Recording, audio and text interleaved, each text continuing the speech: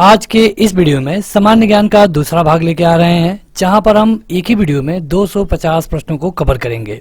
ये video combined video होगी, इसलिए इस वीडियो का पीडीएफ आपको नहीं मिलेगा। लेकिन फिर भी अगर आप चाहते हैं इसका टेस्ट देना या फिर अलग अलग पीडीएफ डाउनलोड करना, तो आपको इस ऐप पे जाना होगा, जिसका लिंक इस वीडियो के डिस्क्रिप्शन में और पहले कमेंट बॉक्स में मिल जाएगा। इस वीडियो को लाइक करने के साथ चैनल को जरूर सब्सक्राइब करें, उसके बाद बेल आइकन दबाएं, उसमें ऑल सेलेक्ट करें इसी तरह की बेहतरीन वीडियो सबसे पहले पाने के लिए। वास्तविक वस्तु का आभासी प्रतिबिंब कौन बनाता है?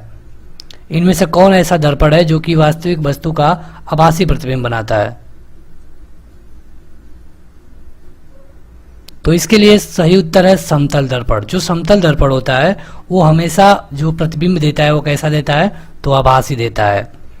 अगला क्वेश्चन कि वस्तु से छोटा प्रतिबिंब कौन बनाता है? मतलब कि वस्तु से हमेशा छोटा प्रतिबिंब बनाए, इनमें से कौन सा वो दर्पण है?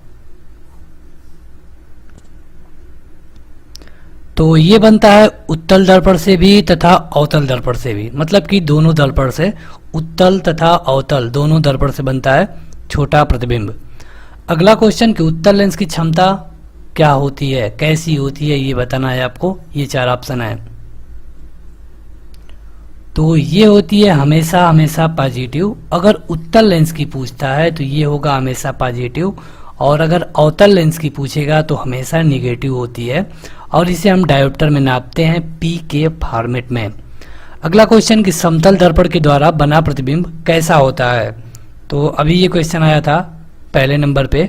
तो जो समतल दर्पण होता है वो जो भी प्रतिबिंब बनाएगा हमेशा वो प्रतिबिंब कैसा बनेगा? तो काल्पनिक बनेगा। अगला क्वेश्चन कि आंख में प्रवेश करने वाले प्रकाश की मात्रा को कौन नियंत्रित करता है? मतलब कि आपकी आंख में कितना प्रकाश जाए ये कौन मतलब डिसीजन लेता है इस पे? तो ये होता है आइरिस, मतलब कि परितारिका। इसका काम ये है कि अगर आपके सामने अचानक ज़्यादा प्रकाश आ जाता है तो आपने देखा होगा कि आपकी आंखें बंद हो जाती है, आपको कुछ दिखता नहीं है। और अगर उसी तरह अगर किसी अंधेरे रूम में आप अचानक चले जाते हैं तो आपकी आंखें ज़्यादा खुलती है ताकि इसमें ज़्यादा प्रकाश आए और आप कुछ चीज़ें देख पाएँ। तो ये होती है आइरिस। अगला क्वेश्चन कि प्रकाश के परावर्तन नियम के अनुसार क्या सही है? इनमें से कौन सा सही है? तो तुरंत अपना उत्तर हमें कमेंट करके बताइए। तो जो प्रकाश का परावर्तन नियम होता है आपने पढ़ा होगा कि इसमें जो आपतन कोण होता है परावर्तन कोण के बराबर होता है, I बराबर R, आपने पढ़ा होगा। तो ये है प्रकाश का परावर्तन का नियम। अगला क्वेश्चन कि पानी में डाली हुई छड़ टेढ़ी दिखती है, तो इसका कारण क्या है?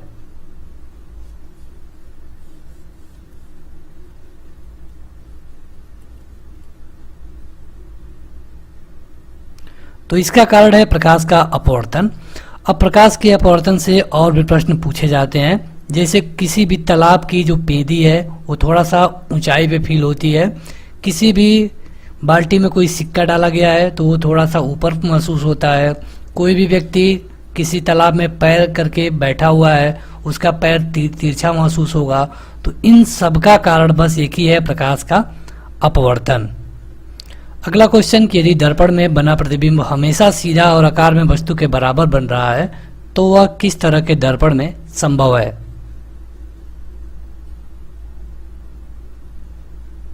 तो ऐसा पॉसिबिलिटी है केवल और केवल समतल दर्पण में, हमेशा काल्पनिक बनता है। अगला क्वेश्चन कि वास्तविक प्रतिबिंब की प्रकृति कैसी होती है?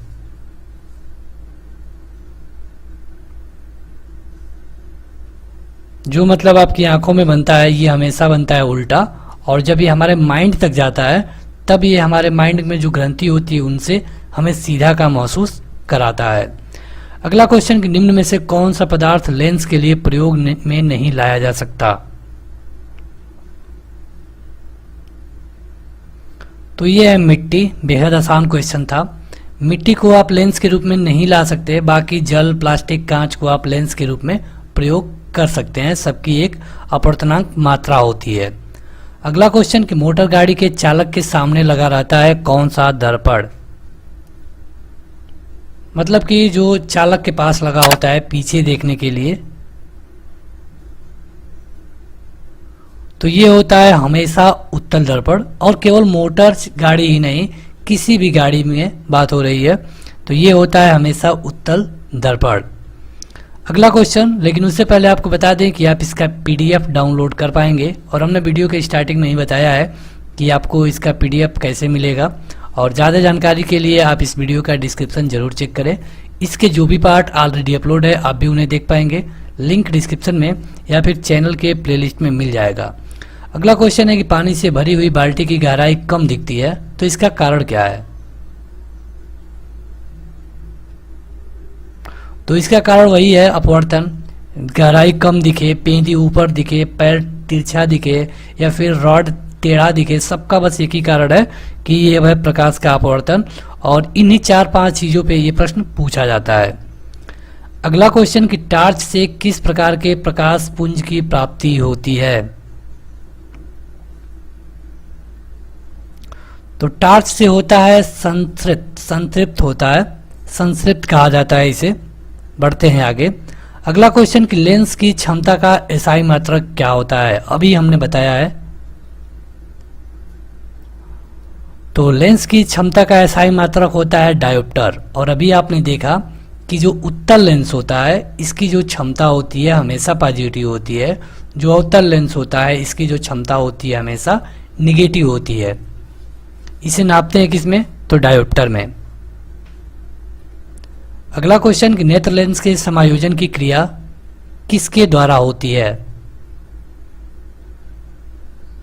देखिए होता क्या है कि मतलब कि कोई चीज यहाँ पे है तभी भी हमें दिख रही है सही से, यहाँ पे है तभी भी दिख रही है। तो आपको पता होगा कि कोई भी वस्तु तभी हमें दिखेगी जब उसका जो भी प्रतिबिंब है वो मतलब कि हमारे फोकस दूरी पे बने। तो आप देखेंगे कि कोई वस्तु यहाँ है तो फोकस दूरी यहाँ बन रही है, फिर यही फोकस दूरी यहाँ बन रही है, तो ऐसा कैसे संभव है?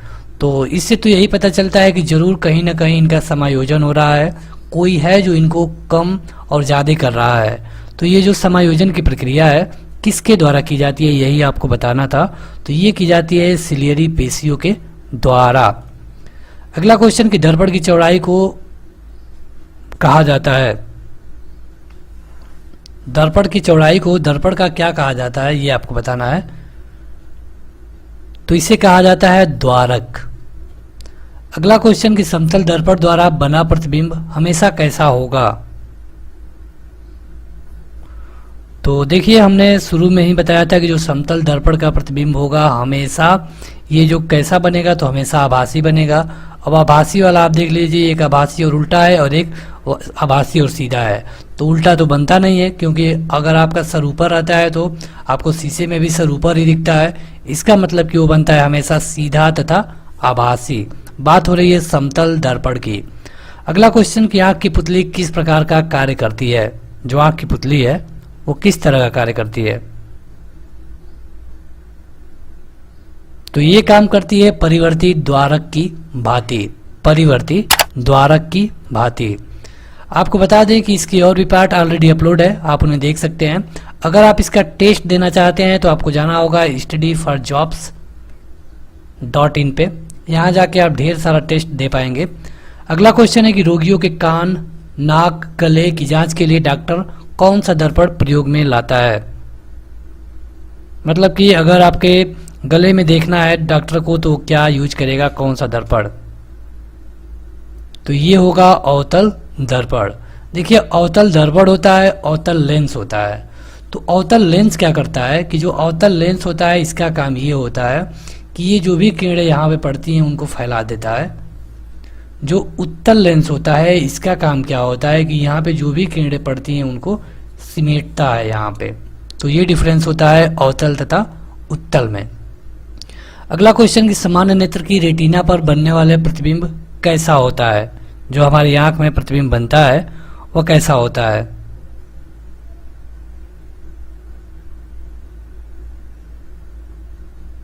तो ये दिखता है हमेशा वास्तविक तथा उल्टा। उल्टा दिखता है, लेकिन जब ये हमारे माइंड के पास भेजा जाता है, दिमाग में जाता है, तो हमें सीधा महसूस होता है। अगला क्वेश्चन है किसी नेत्र का निकटतम बिंदु कितना होता है? किसी नेत्र का निकटतम बिंदु। तो ये क्वेश्चन बेहद आसान है, कई बार परीक्षाओं में पूछा जा चुका है। तो ये होता है 25 सेंटीमीटर। अगला क्वेश्चन कि वास्तविक वस्तु का हमेशा सीधा प्रतिबिंब बनाने वाला दर्पण क्या होगा। हमेशा जो प्रतिबिंब ऐसा प्रतिबिंब हो जो हमेशा सीधा बनाए, तो सीधा के लिए एक होता है समतल और एक होता है उत्तल, मतलब कि ऑप्शन नंबर डी सही होगा, समतल तथा उत्तल। अगला क्वेश्चन कि हीरा का अपवर्तनांक कितना होता है। तो देखिए वीडियो लास्ट में है, और अगर अभी तक जो लोग इसे लाइक नहीं किए हैं, अगर आपको वीडियो पसंद आती है तो इसे लाइक कर दीजिए। हीरा का अपवर्तनांक होता है 2.42। अगला तथा अंतिम क्वेश्चन कि सोलर कुकर में कौन सा दर्पण प्रयोग में लाया जाता है। तो सोलर जो दर्पण जो सोलर कुकर होता है, सोलर कुकर में मतलब कि सूर्य की किरणों से हम खाना बनाते हैं, तो ये प्रयोग में लाया जाता है अवतल दर्पण को। है कि नाभिकीय ऊर्जा प्राप्त करने हेतु क्या आवश्यक है। आपके ऑप्शन है क्रोमियम, सिलिकॉन, यूरेनियम या फिर एल्युमिनियम। आपको 2 से 3 सेकंड में अपना उत्तर कमेंट करके बताना होता है। और देखिए यहाँ पे कहा गया है कि नाभिकीय ऊर्जा, तो नाभिकीय ऊर्जा के लिए जरूरी होता है यूरेनियम, क्योंकि जो कि नाभिकीय विखंडन में सबसे ज्यादा यूरेनियम ही प्रयोग में लाया जाता है। यूरेनियम की बात करें तो 92 यूरेनियम 235 इसका पूरा है। हालांकि ये एक ही यूरेनियम नहीं है, यूरेनियम के कई सारे क्वालिटी होते हैं जिनमें आपको अलग अलग परमाणु भार देखने को मिलता है। अगला है कि शारीरिक कार्यों को करने के लिए किस प्रकार की ऊर्जा का उपयोग किया जाता है। शारीरिक कार्यों की मतलब कि जिन कार्यों को हम अपने शरीर से करते हैं, तो वहां पे विद्युत ऊर्जा तो प्रयोग में लाई जाती नहीं, सौर ऊर्जा की कोई बात ही नहीं है। ये होती है पेशीय ऊर्जा, यानी कि आपका ऑप्शन नंबर सी सही है। जो लोग सी को ट्रिक किए हैं उन सभी लोगों का उत्तर सही है। आप अपना उत्तर काउंट करते रहिए, वीडियो खत्म होने के बाद कमेंट करके बताइएगा कि आपने कितना सही किया है। अगला है कि ऊर्जा के सभी रूप में अंततः स्रोत किसे माना जाता है। अंततः मतलब कि लास्ट सोर्स कौन माना जाता है ऊर्जा के सभी रूपों में। तो लास्ट आप देखेंगे तो आपको देखकर ही पता चल जाएगा सही उत्तर है सूर्य, क्योंकि ये जो ऊर्जा है कहीं ना कहीं सूर्य से ही इधर से उधर आपको मिलती है। एक चीज आपने पढ़ा होगा कि ऊर्जा को ना तो कोई उत्पन्न कर सकता है, ना तो उसे कोई खत्म कर सकता है। ऊर्जा का केवल जो ट्रांसफार्मर होता है, मतलब कि एक रूप से दूसरे रूप में ये बदलता रहता है। यहाँ पे आप देखेंगे कि अगर हम बात कर लें विद्युत मोटर की, तो विद्युत मोटर क्या करता है, तो विद्युत मोटर जो विद्युत होता है इसको यांत्रिक ऊर्जा में कन्वर्ट कर देता है। इसके अलावा अगर हम डायनोमो की बात करें, डायनोमो जो कि जनरेटर में लगा होता है, तो डायनोमो क्या करता है कि यांत्रिक ऊर्जा को विद्युत ऊर्जा में कन्वर्ट करता है। तो इस तरह कहीं पर भी ऊर्जा खत्म नहीं होती, ये अपना रूप बदलती रहती है। अगला है कि इनमें से कौन नवीनीकरण ऊर्जा है।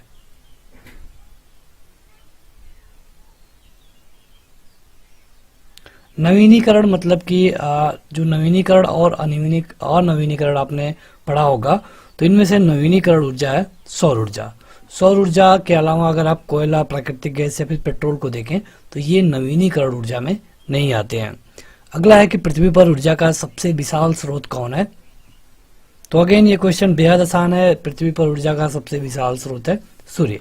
देखिए सूर्य में होता क्या है कि हमको इतना ऊर्जा मिलती है, तो सूर्य में होता है नाभिकीय संलयन। अब नाभिकीय संलयन मतलब कि छोटे छोटे नाभिकों का मिलकर के एक बड़ा नाभिक बनाना नाभिकीय संलयन कहलाता है।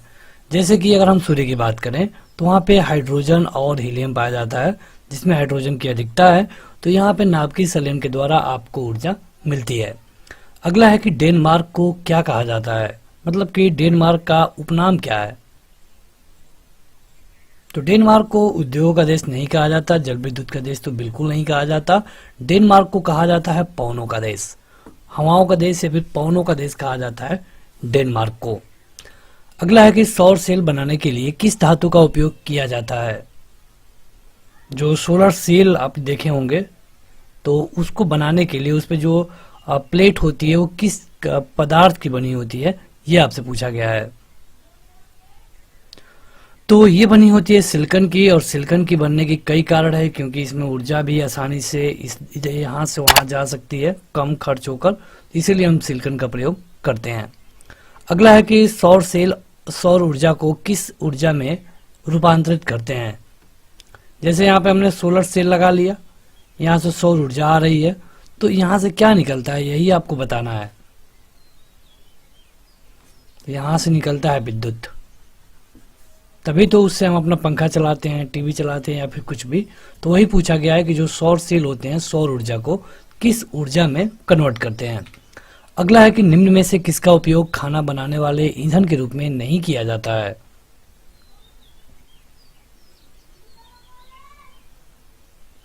तो ये है सीएनजी। देखिए एलपीजी से तो हम खाना बनाते ही बनाते हैं, बायोगैस से भी खाना बनाया जाता है, लेकिन अगर हम देखें सीएनजी के बारे में तो सीएनजी जो वाहन होते हैं उसमें इसका यूज होता है। अगला है कि प्रकाश संश्लेषी अंगक इनमें से कौन है। मतलब कि जो पौधे अपना भोजन बनाते हैं उनको हम प्रकाश संश्लेषण बोलते हैं। तो पौधों के भोजन बनाने में पौधों के जो अंग काम करते हैं उनको हम प्रकाश संश्लेषी अंग कहते हैं। यहाँ पर आपको बताना है कि इनमें से वो कौन है। तुरंत अपना उत्तर कमेंट करके बताएं जितना जल्दी हो सके। आपको बता दें कि इस तरह की ढेर सारी वीडियो उपलब्ध है, तो अगर आप देखना चाहते हैं तो चैनल के प्लेलिस्ट में जाकर देख सकते हैं। तो ये है हरित लवक लवक। अगला है कि कार्य का मात्रक क्या है। बेहद आसान क्वेश्चन और कई बार आपके परीक्षाओं में पूछा गया है कि कार्य का मात्रक क्या होता है। देखिए जब हम कार्य करते हैं तो उसको काउंट किस में करते हैं यही तो आपको बताना है, और ये काउंट होता है जूल में। अगला है कि प्रकाश वर्ष इकाई है। जो हम प्रकाश वर्ष की बात करते हैं ये किस चीज की इकाई है, क्या चीज मापते हैं हम प्रकाश वर्ष में।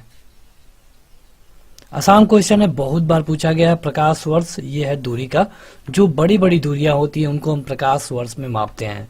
जैसे पृथ्वी से सूर्य की दूरी, सूर्य से किसी और ग्रह की दूरी।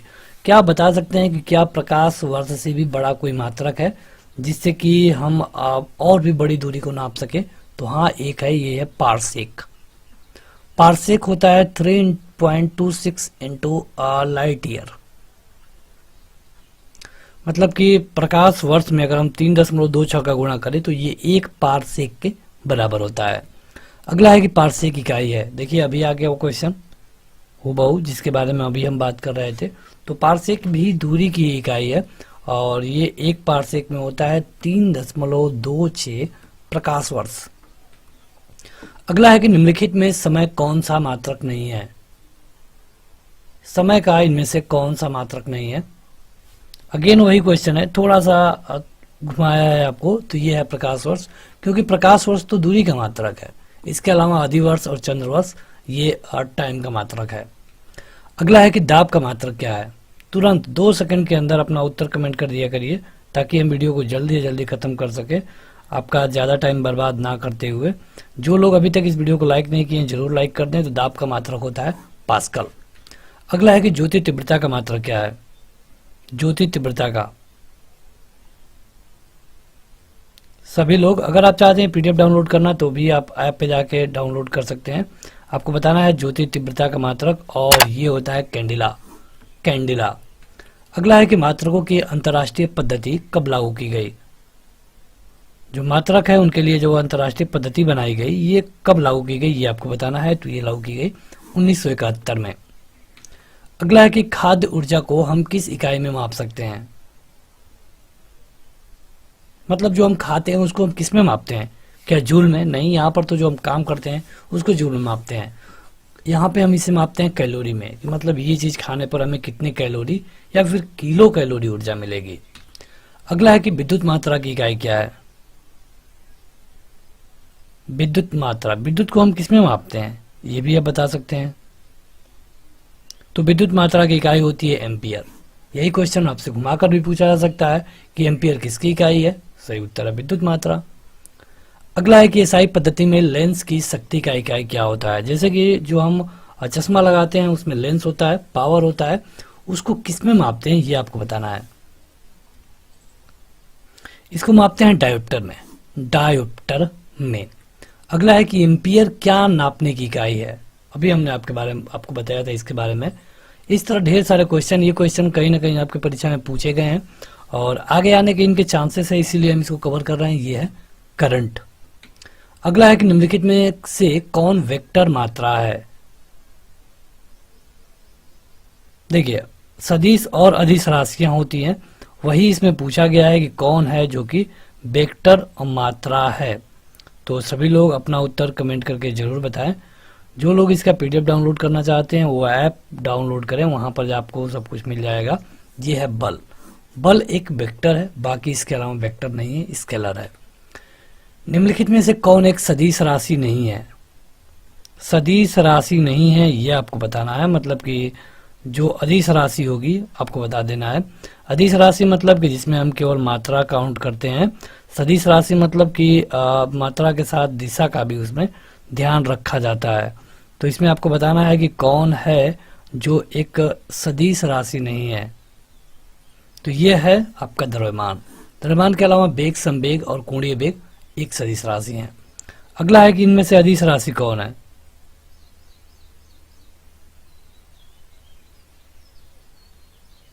अदिश राशि कौन है तुरंत कमेंट करके बताइए।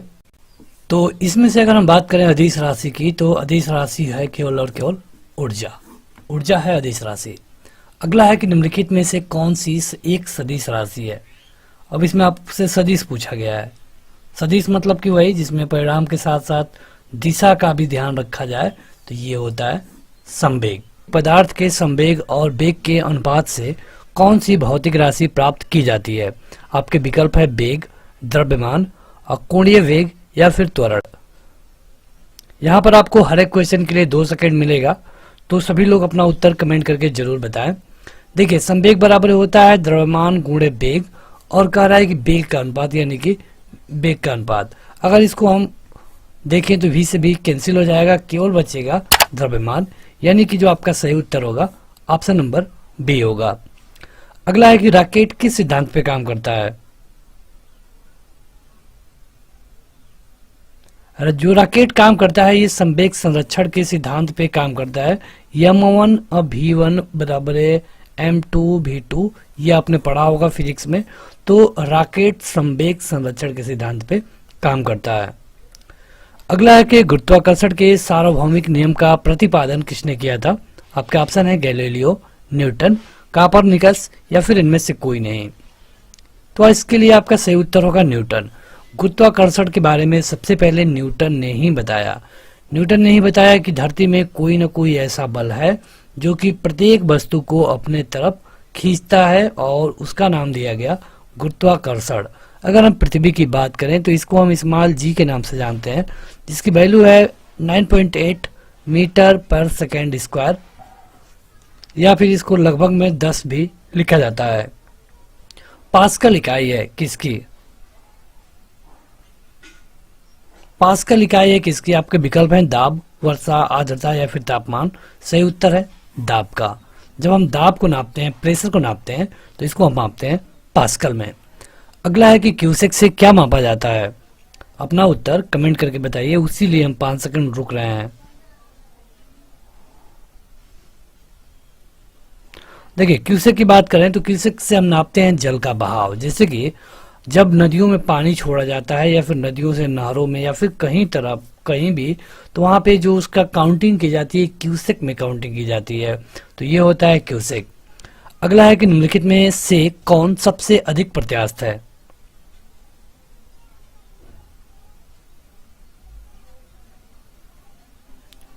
यह है स्टील। अगला है कि वह कौन सा बल है जिसके कारण पिंड धरती के केंद्र की ओर खींचा चला जाता है? तो इसको कहते हैं गुरुत्वाकर्षण बल। खोज की थी न्यूटन ने। अगला है कि पृथ्वी के गुरुत्वाकर्षण का कितना भाग चंद्रमा के गुरुत्वाकर्षण के सबसे नजदीक है, मतलब कि लगभग बराबर है?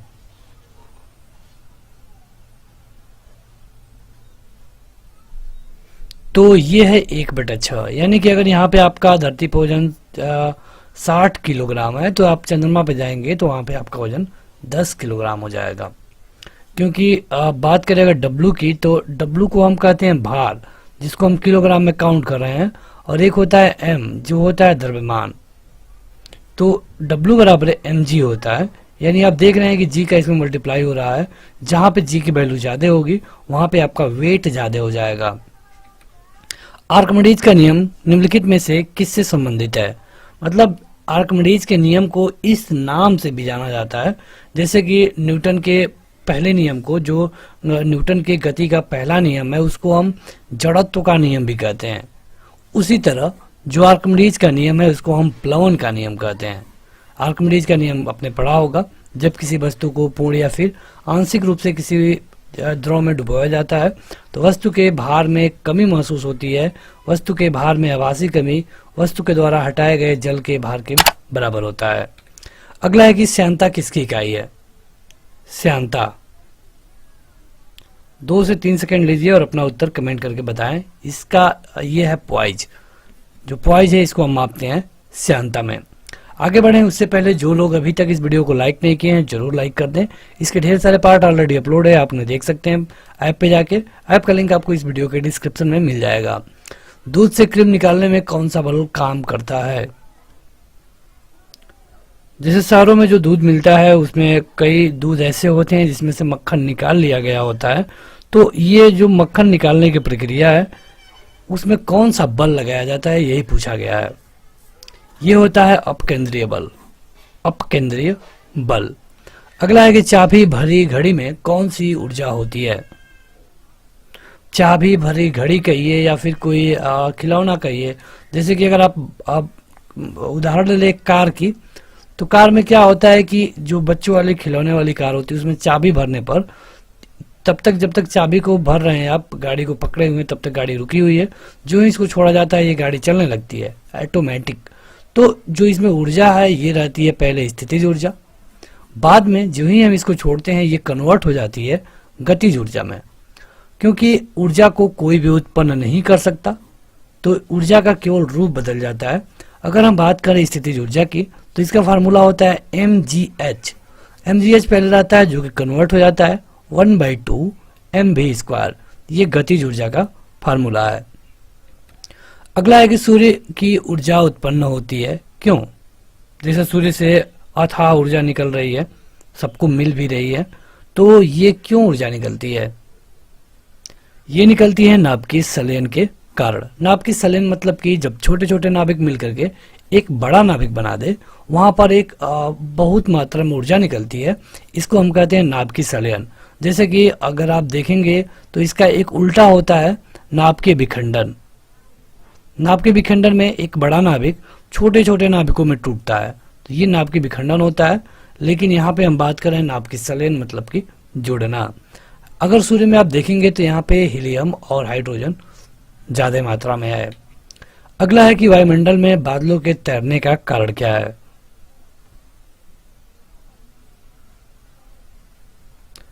तो यह है बादलों का घनत्व। घनत्व बराबर क्या होता है? द्रव्यमान बटा आयतन। अगला क्वेश्चन है कि वस्तु की मात्रा बदलने पर क्या अपरिवर्तित रहेगा? मतलब कि अगर हम मात्रा को बदल दें तब भी उसका क्या नहीं बदलेगा?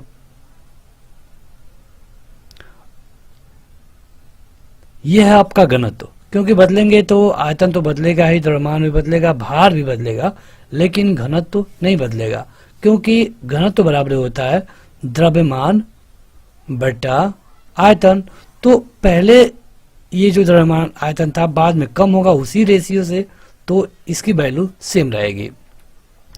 अगला है कि जल में तैरना न्यूटन के गति के किस नियम के कारण संभव है? न्यूटन के गति के 3 नियम होते हैं, तो इसमें आपको बताना है कि जो जल में तैरने की बात की जा रही है या न्यूटन के किस के नियम के तहत हो सकता है। तो देखिए ये होता है न्यूटन के गति का तीसरा नियम। इसको हम क्रिया प्रतिक्रिया का नियम भी कहते हैं। पानी में हम जब पानी को पीछे धक्का देते हैं तो बदले में पानी हमको आगे भेजता है। न्यूटन का दूसरा नियम क्या है? कमेंट करके बताइए। उसका जो फार्मूला है वही कमेंट करके बताइएगा। अगला है कि निम्नलिखित में से कौन सी राशि सदिश राशि नहीं है? सदिश राशि नहीं है मतलब अदिश राशि है। तो वेग तो सदिश राशि है, विस्थापन भी सदिश राशि है और बल भी सदिश राशि है। आपका सही उत्तर हो जाएगा आयतन। अगला है कि एंगस्ट्रॉम क्या मापता है? एंगस्ट्रॉम क्या मापता है ये आपको बताना है। जैसे अगर आप यूज कर रहे हैं एंगस्ट्रॉम का तो क्या मापना होगा? जब एंगस्ट्रॉम का यूज होगा तो यहाँ पे हम मापते हैं तरंग दैर्ध्य। तरंग दैर्ध्य। अगला है कि किस वैज्ञानिक ने सबसे पहले बर्फ के दो टुकड़े को आपस में घिस करके पिघला दिया?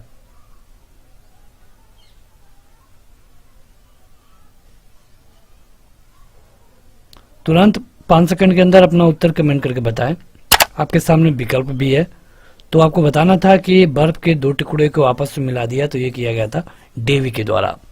अगला है कि ऊष्मा एक प्रकार की ऊर्जा है जिसे कार्य में बदला जा सकता है। इसका प्रत्यक्ष प्रमाण सबसे पहले किसने दिया?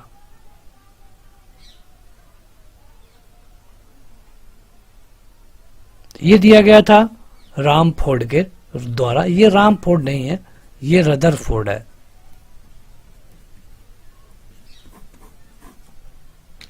अगला है कि लोहे की सुई पानी की सतह पर तैरती है, इस परिघटना का कारण क्या है? ये होता है पृष्ठ तनाव। जैसे कि कोई कोई लोहा है तो तैर रहा है, सुई अगर डालेंगे तो नहीं तैरेगी, तो ये क्यों होता है? तो ये सरफेस टेंशन के कारण होता है। अगला है कि निम्नलिखित में से किस द्रव का घनत्व सबसे कम है?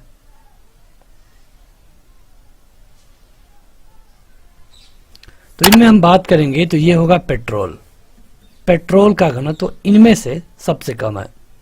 अगला है कि एक हॉर्स पावर कितने वाट के बराबर होता है? बेहद महत्वपूर्ण क्वेश्चन और बहुत बार आपके एग्जाम में पूछा जा चुका है। अगर आप चाहते हैं इन क्वेश्चनों का टेस्ट देना तो आपको ऐप पे जाना होगा, वहां जाकर आप टेस्ट दे पाएंगे, जिससे आपको पता चलेगा कि आपकी तैयारी कितनी है। ये होता है 746 वाट। अगला है कि बर्नौली का प्रमेय किस पर आधारित है? जैसे बर्नौली का प्रमेय में क्या बताया जाता है? संवेग संरक्षण बिल्कुल नहीं, आवेश संरक्षण बिल्कुल नहीं, ऊर्जा संरक्षण के बारे में बात की जाती है बर्नौली के प्रमेय में, यानी कि पहला वाला विकल्प सही होगा। बर्फ पर दाब बढ़ाने से उसका गलनांक क्या होगा? अगर कोई बर्फ है और वहां पे आप प्रेशर बढ़ा रहे हैं तो जो उसका जो गलनांक था जिसपे वो पहले गल रहा था उस पे क्या असर पड़ेगा? क्या वो घट जाएगा या फिर बढ़ जाएगा? तो ये घट जाएगा। किसी मनुष्य के शरीर का सामान्य तापक्रम कितना होता है? यहाँ पे जो आपको विकल्प दिया गया है ये डिग्री फ़ारेनहाइट में है।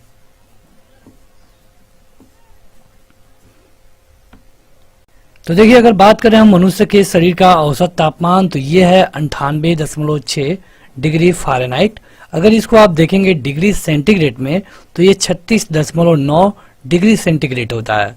तो डिग्री सेंटीग्रेड और डिग्री फ़ारेनहाइट में आपको समझना होगा कि दोनों अलग अलग हैं। और यहाँ पे पूछा गया है शरीर का तापक्रम फ़ारेनहाइट में, तो जो होगा 98 के लगभग में। सबसे पहले ये एक जर्मन फिजिशियन थे जिनका नाम था कार्ल रीनहोल्ड। उन्हीं ने ये सबसे पहले बताया था। उन्होंने बताया कि अलग अलग मनुष्यों का तापमान थोड़ा बहुत अलग अलग हो सकता है। अगला है कि ऊष्मा का सबसे अच्छा चालक कौन है इनमें से? देखिए, ऊष्मा का सबसे अच्छा चालक अगर इनमें से आप देखेंगे तो ये होगा आपका चांदी। चांदी को क्या हम कहते हैं? सिल्वर। डिनोट किससे करते हैं? एजी से। मतलब कि रसायन की भाषा में एजी मतलब कि चांदी। सोना को गोल्ड कहते हैं और इसको रसायन की भाषा में क्या कहते हैं? एयू। उसी तरह चलिए कमेंट करके बताइए कि एल्युमिनियम को रसायन की भाषा में क्या कहते हैं? इसका परमाणु क्रमांक होता है 13। अगला है कि निम्नलिखित में से किसकी ऊष्माधारिता सबसे अधिक है? मतलब कि इसमें ऊष्मा का जो धारण करने की क्षमता है ये सबसे अधिक होगी, कम में ज्यादा ऊष्मा धारण कर लेगा। आपके ऑप्शन है बेंजीन, जल, स्वर्ण का टुकड़ा, लोहे का टुकड़ा। ये है जल। देखिए, आपने गुप्त ऊष्मा के बारे में पढ़ा होगा। जैसे अगर आप आग से जलते हैं तो आपको कम जलन होती है, लेकिन अगर आप भाप से जल जाएं, भाप से जो कि पानी से भाप निकल रहा है उससे जल जाए तो ज्यादा कष्ट होता है। कारण यह है कि उसमें गुप्त ऊष्मा पाई जाती है। अगला है कि निम्नलिखित में से किसके द्वारा अधिक ज्वालक पैदा होता है? अधिक ज्वालक मतलब ज्यादा जलन। अधिक ज्वालक कहने का यह मतलब है ज्यादा ज्वलन। अभी अभी हमने आपको बताया है ये होता है भाप में। क्यों होता है? क्योंकि इसमें पाया जाता है गुप्त ऊष्मा, जो आपको दिखेगा नहीं लेकिन ये काम करेगा अपना। अगला है कि निम्नलिखित में से किसमें सर्वोच्च विशिष्ट ऊष्मा का मान होता है? विशिष्ट ऊष्मा किसमें अधिक होता है ये आपको बताना है। अगेन वही क्वेश्चन है, लेकिन कई बार आपके परीक्षाओं में अलग तरीके से पूछा गया है। तो विशिष्ट उष्मा यानी कि गुप्त उष्मा, और ये होगा जल में। अगला है कि उष्मा का सबसे अच्छा चालक क्या है। अभी ये क्वेश्चन रिपीट हुआ है, शुरू में ये क्वेश्चन था, तो ये आपका सही उत्तर होगा चांदी। आणविक संगठन के द्वारा उष्मा का संप्रेषण क्या कहलाता है। देखिए, ये जो उष्मा का संप्रेषण है, मतलब कि एक जगह से दूसरे जगह जाने की प्रक्रिया है, ये कई माध्यमों से होती है।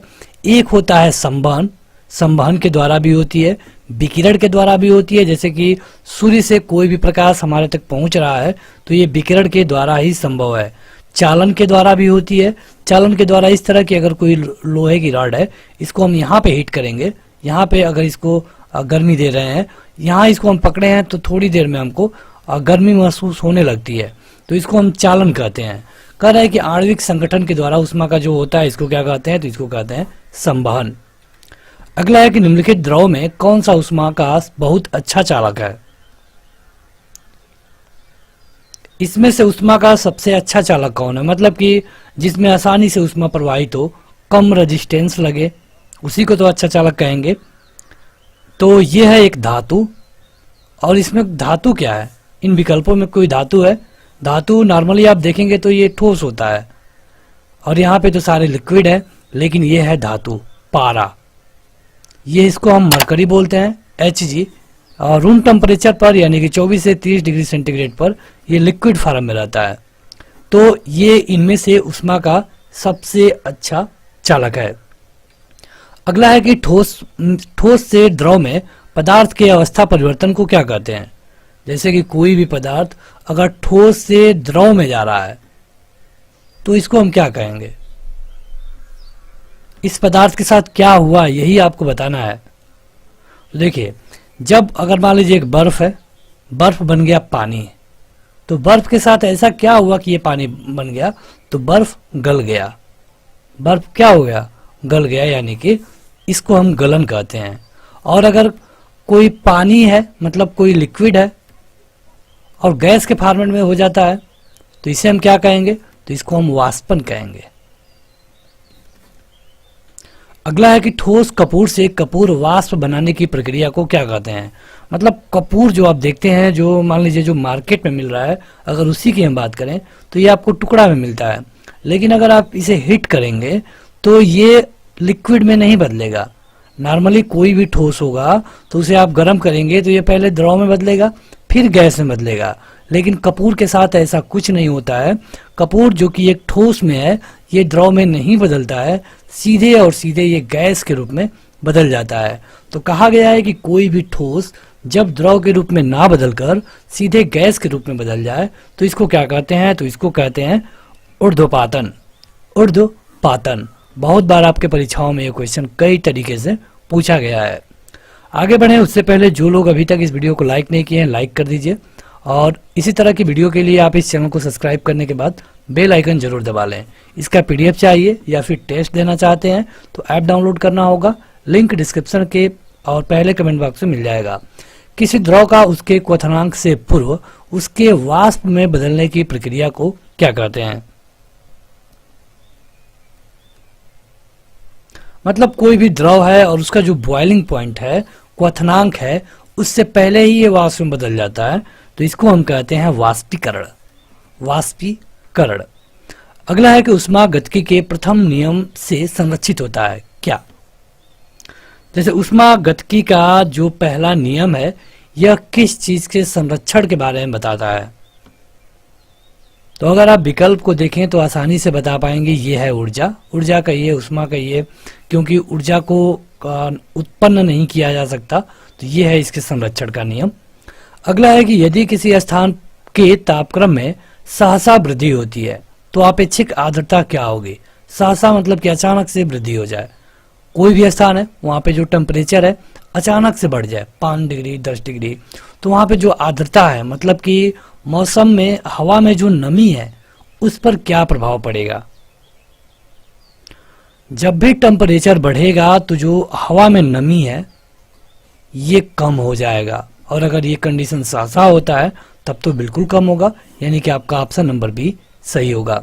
आपके पास 2 से 3 सेकंड मिल रहा है, चाहे तो आप अपना उत्तर कमेंट करके बता सकते हैं, और अगर आप अपना उत्तर कमेंट बॉक्स में कमेंट करके बताएंगे तो ज़्यादा बेहतर होगा। अगला है कि ध्वनि तरंगों की प्रकृति कैसी होती है। जो हम बोल रहे हैं और सामने वाला सुनता है, तो ये जो ध्वनि एक स्थान से दूसरे स्थान तक जा रही है, इसकी प्रकृति कैसी है। क्या यह अनुदैर्ध्य है या फिर अनुप्रस्थ है। आपको 2 विकल्प दिए जा सकते हैं, पहला और सी, इन्हीं में से बता दीजिए कौन सही है। तो ये होता है अनुदैर्ध्य, यानी कि आपका पहला वाला ऑप्शन सही होगा। अगला है कि ध्वनि की चाल अधिकतम कहाँ पर होगी। अच्छा क्वेश्चन है, शानदार है। ये तो मतलब इसके लिए जानकारी की जरूरत नहीं है, आप खुद प्रैक्टिकल करके भी देख सकते हैं कि किस में ध्वनि की चाल अधिक है। क्या जल में? तो जल में उतना तेज नहीं होता है, हवा में होता है। निर्वात में तो बिल्कुल कम होता है, लेकिन इस्पात में सबसे अधिक होता है। जैसे रेलवे की पटरी की अगर आप बात करें तो 5 से 6 किलोमीटर दूर रहेगी रेल, तब भी आप यहाँ पे कान लगा के सुनेंगे तो आपको आभास हो जाएगा कि ट्रेन आ रही है। कितनी दूर है ये आप आसानी से बिना किसी उपकरण से नहीं बता सकते, लेकिन आभास होगा, यानी कि जो ध्वनि है यहाँ तक आ रही है। लेकिन अगर आप यही निर्वात में देखें तो निर्वात में तो बिल्कुल नहीं ध्वनि जाएगी। वायु में जाती है, लेकिन इस्पात इतना नहीं जाती है। आपका ऑप्शन नंबर डी सही होगा। अगला है कौन सी प्रक्रिया प्रकाश और ध्वनि दोनों में घटित नहीं होती है। मतलब कई ऐसी प्रक्रियाएं हैं जो कि प्रकाश में भी होता है, ध्वनि में भी होता है। अपवर्तन की बात कर लें आप तो ये दोनों में होता है, लेकिन इनमें से वो कौन है जो दोनों में नहीं होता है और केवल प्रकाश में होता है। तो यह है पोलराइजेशन, यानी कि ध्रुवण। अगला है कि ध्वनि तरंगे किसके कारण प्रतिध्वनि उत्पन्न करती हैं। इको के बारे में आपने सुना होगा, प्रतिध्वनि। तो प्रतिध्वनि उत्पन्न होने का कारण क्या है, यह आपसे पूछा गया है।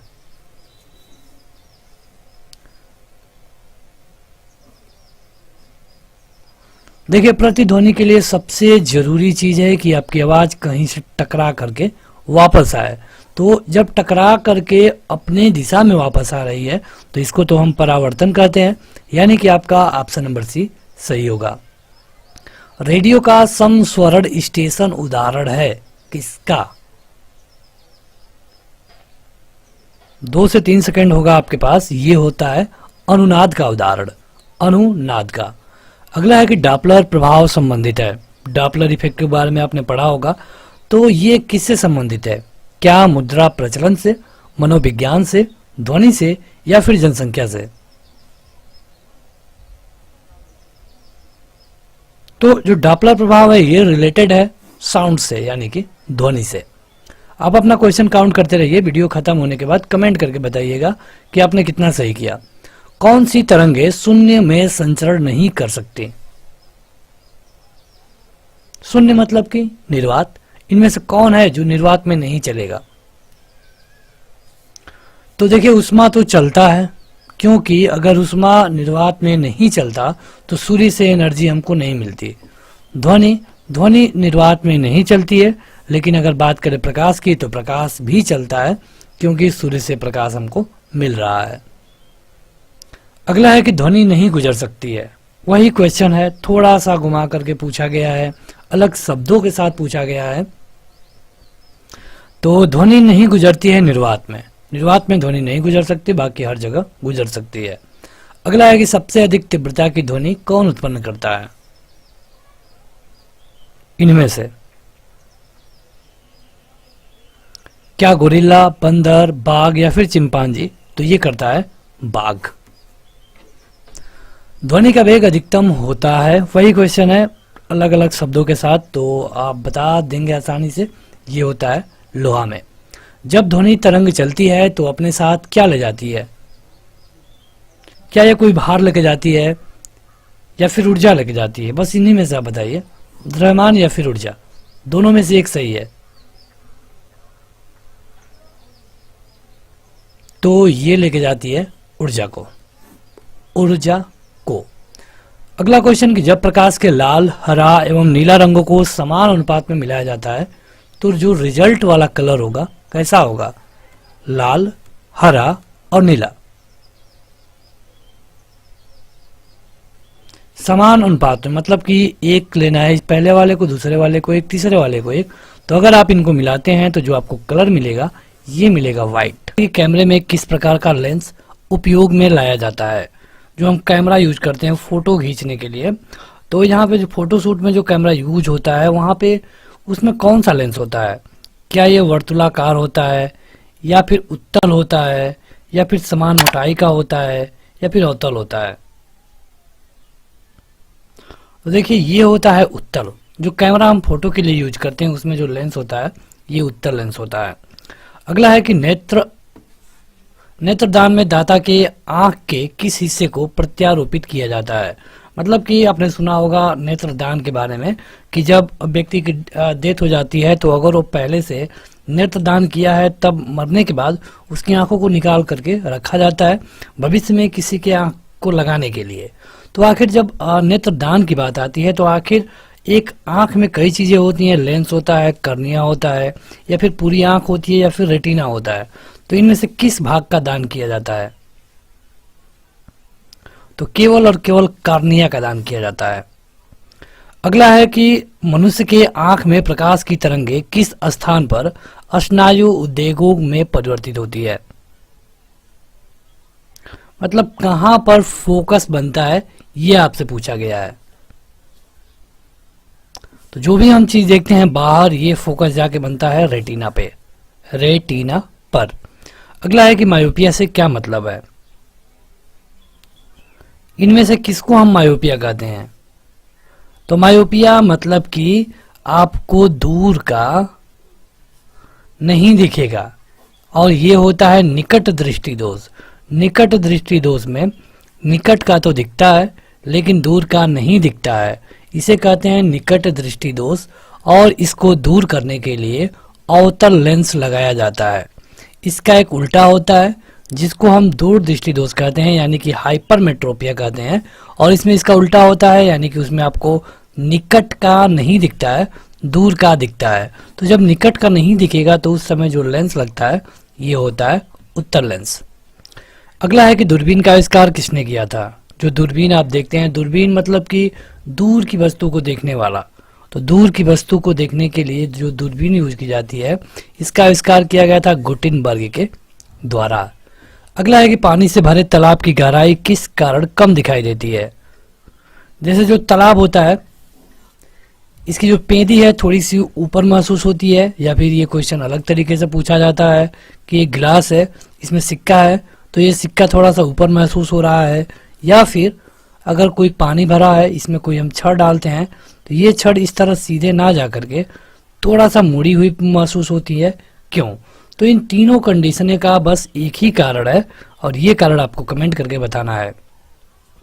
ये होता है अपवर्तन। अपवर्तन के कारण ऐसा होता है। अगला है कि साबुन के बुलबुले के चमकीले रंग निम्नलिखित में से किसके कारण होते हैं? साबुन का बुलबुला वाला गेम आपने खेला होगा छोट बचपन में, तो वहां पे ये जो चमकीला उसमें से कलर निकलता है, क्यों निकलता है, किसके कारण निकलता है, ये आपको बताना है। ये होता है प्रकीर्णन के कारण। प्रकीर्णन के कारण। आगे बढ़े तो अगला है कि निम्नलिखित में से किसमें उच्चतम ऊर्जा होती है? मतलब प्रकाश में ऊर्जा होती है, ये तो पता ही है, क्योंकि अगर प्रकाश में ऊर्जा नहीं होती तो सूर्य से जो रोशनी आ रही है आप उसको उत्तल लेंस के द्वारा उससे हम कागज नहीं जला पाते, या फिर जो सूर्य से रोशनी आ रही है उससे हम टीवी, पंखा, मोबाइल नहीं चार्ज कर पाते या फिर यूज कर पाते। तो प्रकाश में ऊर्जा होती है, लेकिन किस प्रकाश में सबसे ज्यादा होती है? तो यह है नीला प्रकाश। अगला है कि निम्नलिखित प्रक्रमों में से किस एक के पद CMY के संबंधित है? मतलब CMY की अगर कहा जाता है तो इसका क्या मतलब है? वोटिंग मशीन है, ऑफसेट प्रिंटिंग है, रेलवे संकेतक है, या फिर क्या है? तो यह एक तरह का प्रिंटिंग प्रेस है, यानी कि ऑफसेट प्रिंटिंग। अगला है कि जल में वायु का बुलबुला किसकी भांति व्यवहार करेगा? मतलब अगर हम पानी में हवा के बुलबुले को देखें तो पानी में अगर हम हवा के बुलबुले को डाल दें तो ये किस तरह काम करेगा? ये एक लेंस की तरह काम करेगा, लेकिन किस लेंस की तरह? तो ये लेंस की तरह काम करता है अवतल लेंस के जैसा। अवतल लेंस का गुण क्या होगा? तो अवतल लेंस समानांतर आने वाली किरणों को और फैला देता है। ये होता है अवतल लेंस। इसका उल्टा होता है उत्तल लेंस, जो कि समानांतर आने वाली किरणों को एक जगह पे मोड़ देता है। 2 से 3 सेकंड में अपना उत्तर कमेंट करके बताया करिए। अगला है कि प्रकाश की गति किसके बीच से जाते हुए न्यूनतम होती है। मतलब जल में अगर हम प्रकाश को गुजारे तब गति कम होगी, या फिर हवा में, या फिर कांच में, या फिर निर्वात में। तो देखिए प्रकाश निर्वात में भी चलता है, लेकिन प्रकाश की गति कम होगी कांच में। आगे बढ़ें उससे पहले जो लोग अभी तक इस वीडियो को लाइक नहीं किए हैं जरूर लाइक कर दें। इसका ऐप जरूर डाउनलोड करिए, जिसका लिंक डिस्क्रिप्शन में मिल जाएगा। वहां जाकर आप इसका PDF डाउनलोड कर पाएंगे। इसे टेस्ट के रूप में भी ले सकते हैं। किसी तारे के रंग से तारे का क्या पता चलता है। जैसे आप देखेंगे रात में आसमान में, तो कोई कोई तारा आपको ज़्यादा चमकदार दिखेगा, कोई कम चमकदार दिखेगा। और दिक्कत तो तब हो जाती है जब 2 तारा हमसे लगभग समान दूरी पर हैं, लेकिन उनमें जो चमक है उनमें आपको अंतर दिखने लगे। तो वहाँ पे क्यों ऐसा होता है? ये होता है ताप के कारण। जिसके पास जो ज़्यादा चमकीला होगा, जिसके पास ज़्यादा ताप होगा, वो ज़्यादा चमकेगा। अगला है कि निम्नलिखित तिथियों में से किसमें दोपहर को आपकी छाया सबसे छोटी होगी। दोपहर के टाइम तो ये होता है केवल और केवल 21 जून को। अगला है कि पीले रंग का पूरक रंग कौन है। पूरक तो नारंगी और लाल तो बिल्कुल नहीं है, इसके लिए सही उत्तर होगा नीला। अगला है कि पानी के ऊपर तेल परत का चमकना किसका उदाहरण है। पानी में अगर आप तेल डाल दें तो ये उसके ऊपर परत पे ही चमकता है। तो ये आखिर क्यों होता है, क्यों नहीं ये तेल अंदर जाता है या फिर घुल जाता है। तो ये है प्रकाश का व्यतिकरण। प्रकाश का व्यतिकरण। अगला है कि तरल ताल वास्तविक गहराई से कम गहरा दिखाई देता है। इसका कारण क्या है। वही क्वेश्चन है तालाब वाला कि तालाब की गहराई कम दिख रही है, सिक्का ऊपर दिख रहा है, या फिर गिलास में हम जब कोई रॉड डालते हैं तो ये रॉड थोड़ा सा ऊपर दिखता है। तो ये क्वेश्चन आ चुका है। हालांकि यहाँ पे दूसरे तरीके से पूछने की कोशिश की गई है और इसका सही उत्तर होगा प्रकाश का अपवर्तन। अगला है कि बाह्य अंतरिक्ष में किसी अंतरिक्ष यात्री को आकाश कैसा दिखाई देगा। जब अंतरिक्ष यात्री अंतरिक्ष में रहते हैं तो उनको अंतरिक्ष कैसा दिखाई देता है। आकाश कैसा दिखता है ये आपको बताना है। तो हमें तो नीला दिखता है, लेकिन अंतरिक्ष यात्री को काला दिखता है। कारण क्यों? क्योंकि हमारे यहाँ वातावरण है, और जब भी हम कोई चीज़ देखते हैं तो वातावरण से हो करके देखते हैं। ऐसा नहीं है कि बिना वातावरण का आप देख लेंगे। लेकिन अंतरिक्ष यात्री जब जाते हैं अंतरिक्ष में तो वहाँ पे वातावरण नहीं होता है। वातावरण नहीं होगा, धूल के कण नहीं होंगे, प्रकाश नहीं टकराएगा, फैलेगा, तो वहाँ पे जो कुछ भी नहीं दिखेगा आपको काला दिखेगा। अगला है कि अबिंदुकता का दोष दूर करने के लिए निम्नलिखित में से किस लेंस का प्रयोग करना चाहिए। अगर किसी व्यक्ति को अबिंदुकता है तो इसके लिए कौन सा लेंस लगाया जाता है ये आपको बताना है। ये वाला प्रॉब्लम मतलब ये वाला सबसे अच्छा होता है मुर्गे में। जो मुर्गा होता है उसमें ये रोग नहीं पाया जाता है, उसमें पाया जाता है सिलेंडरी लेंस। तो अगर किसी व्यक्ति को अबिंदुकता है तो वहाँ पे सिलेंडरी लेंस लगाया जाता है। अगला है कि एक प्रिज्म से गुजरने पर जो प्रकाश सबसे अधिक अपरिवर्तित होगा वो कौन सा है। यहाँ पे हमने बना दिया प्रिज्म, यहाँ पे गया श्वेत प्रकाश, लेकिन यहाँ से 7 प्रकाश निकले। ये होता है ऊपर से आता है इस तरह,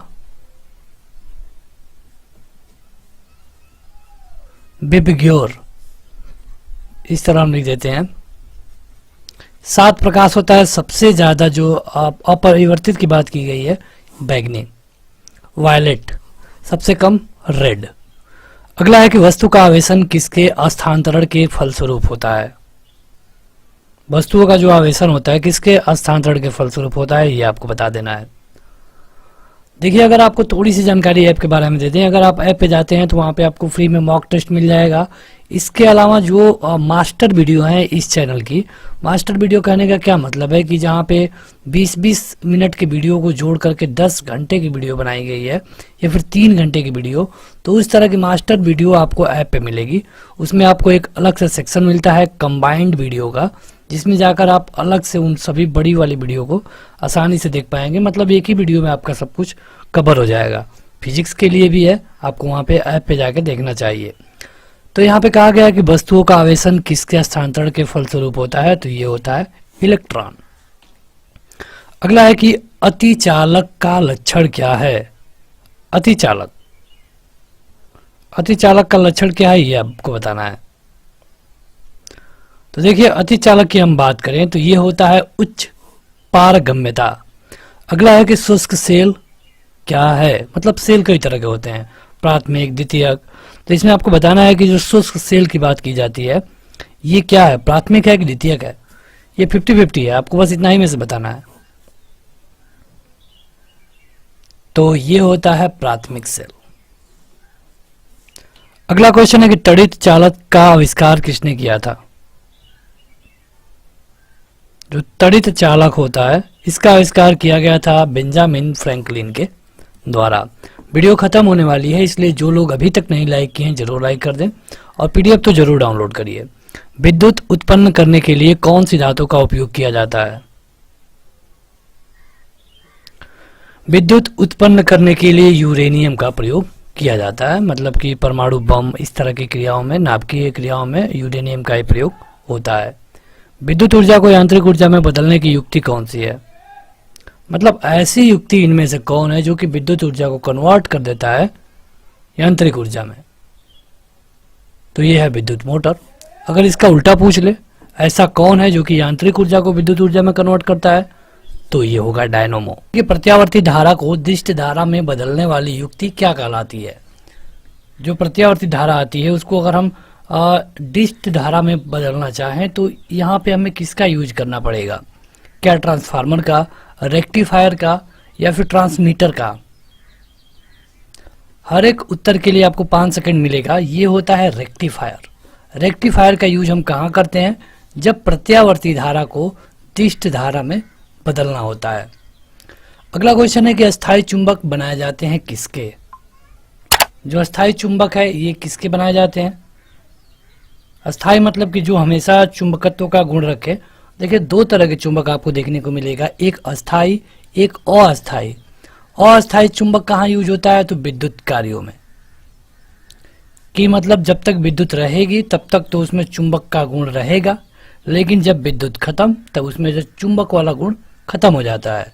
तो अगर हम बात करें अस्थायी की तो ये होता है नरम लोहे के कारण। नरम लोहे को हम अस्थायी चुंबक बनाते हैं, लेकिन यहाँ तो पूछा गया है अस्थायी चुंबक, तो ये बनाया जाता है इस्पात का। अगला है कि चुंबकीय क्षेत्र का मात्रक क्या होता है। जो भी चुंबकीय क्षेत्र होता है इसको हम मापते किस में है, क्या ये वेबर से मापते हैं, डोमेन से, गॉस से या फिर हेनरी से। तो ये होता है गॉस। अगला क्वेश्चन है कि शुष्क सेल में जो ऊर्जा संग्रहित रहती है वो क्या होती है। शुष्क सेल में मतलब कि कई तरह के सेल या फिर बैटरी आती हैं। शुष्क सेल उन सेलों को आप कह सकते हैं जो कि दीवार घड़ी में यूज किए जाते हैं। उसमें कोई आपको लिक्विड नहीं दिखेगा, तो उसमें जो ऊर्जा रहती है ये किस रूप में रहती है। क्या ये उसमें ऊर्जा रहती है, रासायनिक ऊर्जा रहती है, विद्युत ऊर्जा रहती है, या फिर इनमें से कोई नहीं।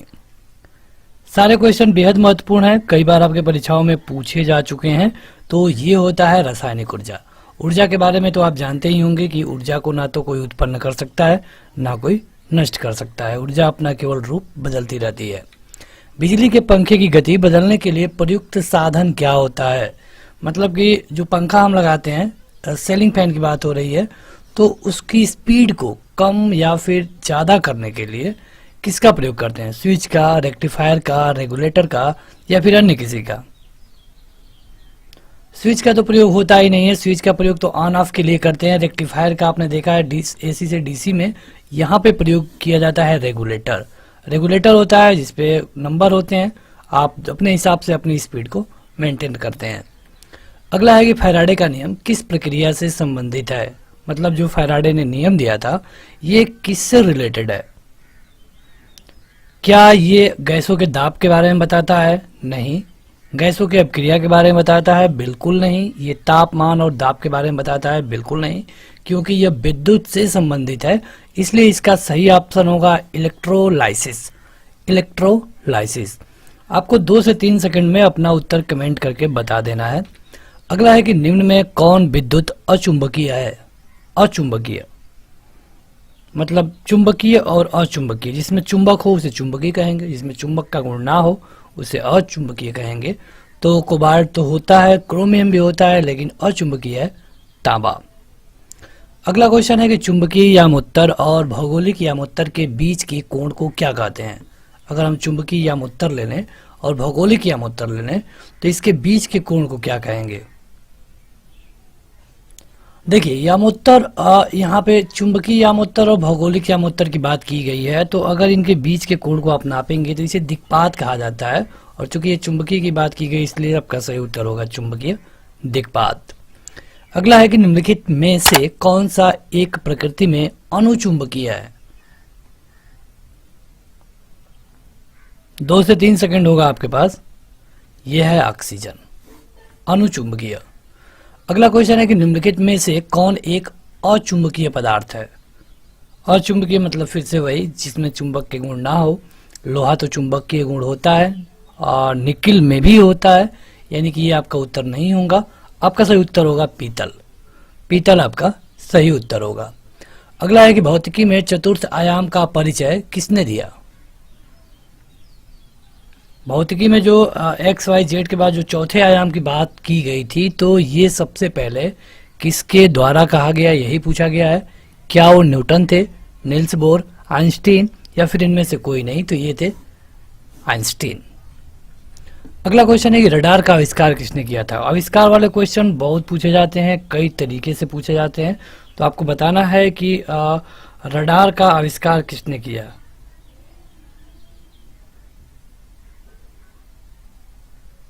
तो रडार का आविष्कार किया था, आपको बताना है कमेंट करके। इनका नाम है रॉबर्ट वाटसन। Robert Watson. अगला है कि पॉजिट्रॉन की खोज किसने की थी? Electron, neutron, positron. तो यहाँ पे पॉजिट्रॉन पूछा गया है, तो पॉजिट्रॉन की खोज की गई थी एंडरसन के द्वारा। चलिए कमेंट करके बताइए प्रोटॉन की खोज किसने की थी। अगला क्वेश्चन है कि चुंबकीय सुई किस तरफ संकेत करती है? जो चुंबकीय सुई होती है ये किस तरफ संकेत करती है? जैसे जो मैग्नेटिक होता है ये हमेशा आप इसे किसी भी दिशा में रखें, अगर ये फ्री रहा तो हमेशा उत्तर दिशा में इसकी जो नोक होती है चली जाती है, यानी कि आपका ए वाला ऑप्शन सही होगा। निम्नलिखित में से कौन सा पदार्थ चुंबकीय है? तो ये क्वेश्चन पीछे आ चुका है, अगर आपने ध्यान से देखा होगा तो बता सकते हैं। इसमें चुंबकीय पूछा गया है और यहाँ पे देखिए यहाँ पे अचुंबकीय पूछा गया था, जहाँ पे हमने निकिल को चुंबकीय कह दिया था, और यहाँ पे निकिल ऑप्शन में है, यानी कि आपका सही उत्तर होगा निकिल। अगला है कि विद्युत मोटर किस सिद्धांत के अनुसार कार्य करता है? जो विद्युत मोटर होता है उसमें कौन सा सिद्धांत फॉलो करता है? क्या ये ओम का नियम फॉलो करता है? बिल्कुल नहीं, क्योंकि ओम के नियम को दूसरा है। लेंज के नियम में भी ये नहीं होता है, ये होता है फैराडे का नियम। अगला है कि विद्युत चुंबक बनाने के लिए सामान्यतः किस धातु का प्रयोग किया जाता है? अगर हमें विद्युत चुंबक बनाना है तो किस धातु का प्रयोग करेंगे? देखिए इस विद्युत चुंबक में लोहा का ही प्रयोग होता है, लेकिन अगर अस्थायी बनाना होगा तो इस्पात का हम प्रयोग करेंगे, लेकिन अगर हमें अस्थायी बनाना होगा तो हम नर्म लोहे का प्रयोग करेंगे।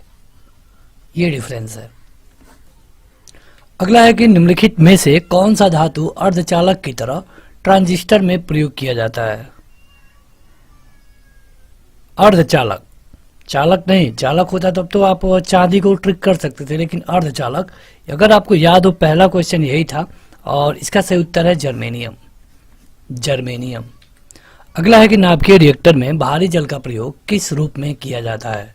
नाभिकीय रिएक्टर में हम भारी जल का प्रयोग करते हैं, D2O का, इसको हम भारी जल बोलते हैं। तो इसका प्रयोग हम किस रूप में करते हैं? क्या ठंडा करने के लिए, कंट्रोल करने के लिए, गति को कम करने के लिए, या फिर किसके लिए? ये आपको कमेंट करके बताना है। तो ये होता है मंदक के रूप में। अगला है कि कुलीज नलिका का प्रयोग क्या उत्पन्न करने के लिए किया जाता है। जो कुलीज नलिका होती हैं इनमें इसका प्रयोग किस लिए करते हैं। ये किया जाता है एक्स किरणों को उत्पन्न करने के लिए। अगला है कि ट्रांजिस्टर के संविर्चन में किस धातु का प्रयोग किया जाता है। तो यहाँ पे अगर ट्रांजिस्टर में देखेंगे आप तो यहाँ पे प्रयोग में लाया जाता है सिलिकॉन। अगला क्वेश्चन है कि सिलिकॉन क्या है। तो सिलिकॉन की बात करें तो सिलिकॉन है एक सेमी कंडक्टर। अगला क्वेश्चन कि एक्स किरणें किसको पार नहीं कर सकती हैं। मतलब कई तरह की किरणें होती हैं, अल्फा, बीटा, गामा, एक्स। तो एक्स किरणें किसको पार नहीं कर सकती हैं। जैसे हम जब एक्सरे कराते हैं तब इसी का यूज करते हैं। तो एक्सरे में तो त्वचा को पार कर देता है, लेकिन ये अस्थियां यानी कि हड्डियों को पार नहीं कर सकता है। अगला है कि माइक्रोफोन का आविष्कार किसने किया था। ये क्वेश्चन बहुत बार पूछा गया है, कई तरह से पूछा जाता है। तो ये है ग्राहम बेल। कि टेलीविजन का आविष्कार किसने किया था। ऑप्शन है जेएल बेयर्ड, जॉनसन, गैलीलियो और स्टीफन। तो देखिए अगर हम बात करें टेलीविजन का तो ये किया गया था जेएल बेयर्ड के द्वारा। कई सारे क्वेश्चन है इस तरह के जो बार बार पूछे जाते हैं। जैसे कि साइकिल का, क्या आपको पता है कि साइकिल का आविष्कार किसने किया। तो ये मैक मिलन के द्वारा किया गया था। हालांकि ये इनका शॉर्ट नेम है, अगर आप पूरा नाम जानेंगे तो इन पूरा नाम है किर्क पैट्रिक मैक मिलन। चलिए जो जहाज है भाप वाली जहाज, इसका खोज किसने किया, भाप वाली जहाज का।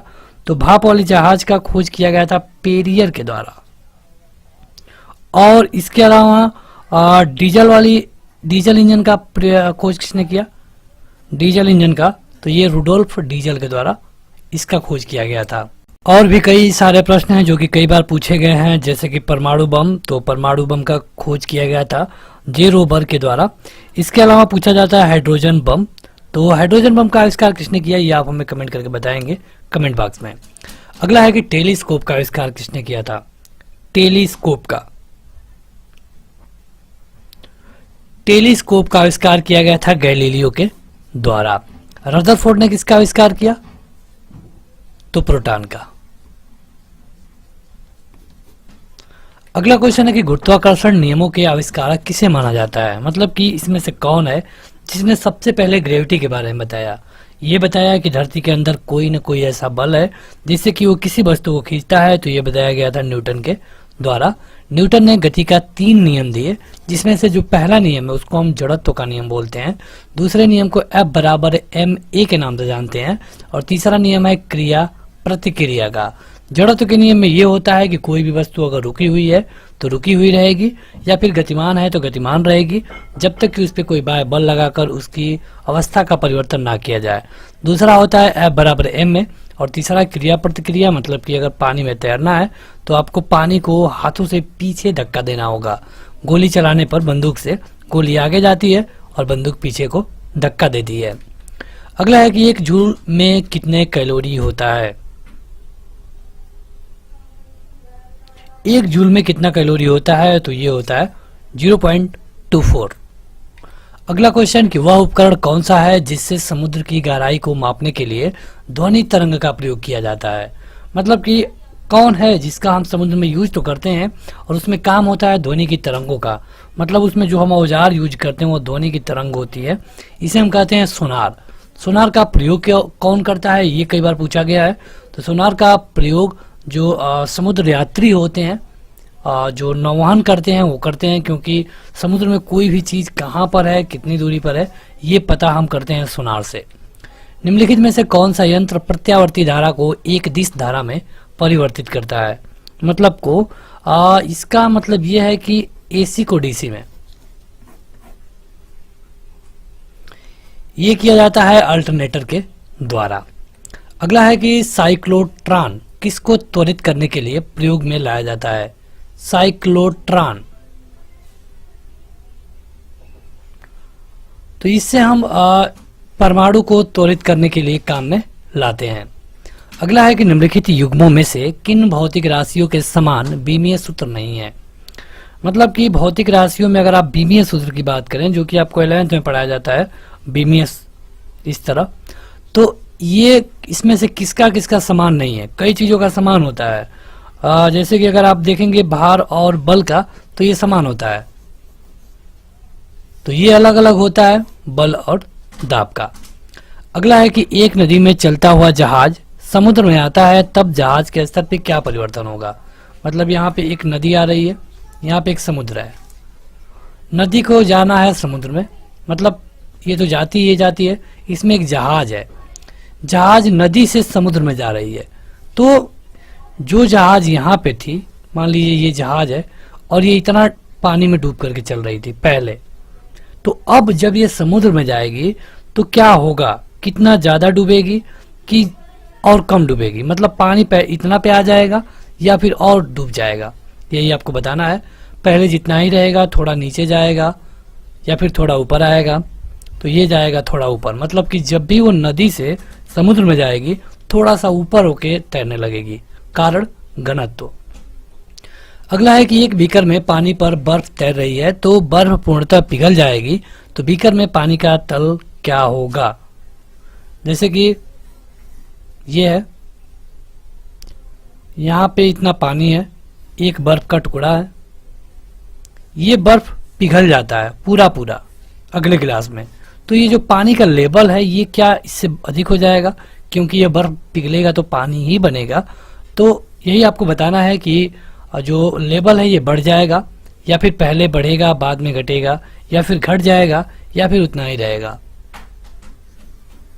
तो ये उतना ही रहेगा, क्योंकि ये जो पहले जगह लिया था, ये जो पानी है, जो पानी ये बनेगा उतना ही में जगह लेगा। अगला है कि जब किसी बोतल में पानी भरा जाता है और उसे जमने दिया जाता है तो बोतल टूट जाती है, क्यों। ठंडे के दिनों में नलों के पाइप फट जाते हैं, क्यों। ये क्वेश्चन आपने बहुत बार पढ़ा होगा। वही है यहाँ पे, जैसे कि एक बोतल है, मान लीजिए इस तरह का बोतल है और इसमें हमने पानी भर दिया पूरा एकदम 100%, जितना हम आसानी से भर सकते हैं। उसके बाद हमने इसको बंद करके इसको ठंडा करना शुरू किया। जब इसके अंदर का पानी जमेगा, मतलब कि शीशे वाले बोतल की बात की जा रही है, जब पानी जम जाएगा पूरी तरह तो ये फूट जाएगा, क्यों। तो यो इसलिए क्योंकि जब पानी जमता है तो फैलता है, पानी जमने पर फैलता है, इसीलिए बोतल टूट जाता है। अगला है कि पहाड़ी पर चढ़ता एक व्यक्ति आगे की ओर झुक जाता है, क्यों। यह है पहाड़ी, ये व्यक्ति जब इस पे चढ़ेगा तो ऐसे नहीं चढ़ेगा, इसका यहाँ पे सिर है तो ऐसे नहीं चढ़ता है, ये हमेशा ऐसे चढ़ता है, ऐसे चढ़ता है। तो ये झुक के चढ़ रहा है, क्यों, क्यों नहीं ये सीधे चढ़ रहा है। तो ऐसा इसलिए करता है क्योंकि ये अपना अस्थायित्व बढ़ाने के लिए, क्योंकि आप देखेंगे कि जो इसका पूरे शरीर का गुरुत्वाकर्षण केंद्र है ये इसके पैरों से होकर जमीन के अंदर जाए। अगर ऐसा होगा तो ये नहीं गिरेगा। अगर इसके बजाय ये कंडीशन कुछ इस तरह की होती तो जो इसका गुरुत्वीय केंद्र बल है यहाँ से जमीन के अंदर जाता, जो कि इसके पैरों से नहीं जा रहा है, और ये व्यक्ति पीछे की तरफ गिर जाता। इसका ये वाला ऑप्शन सही है, बी वाला। अगला है कि यदि हम भूमध्य रेखा से ध्रुवों की ओर जाते हैं तो जी के मान पे क्या असर पड़ेगा।